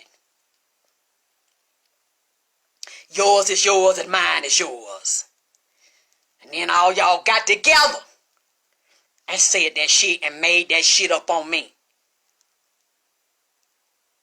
I thought that you...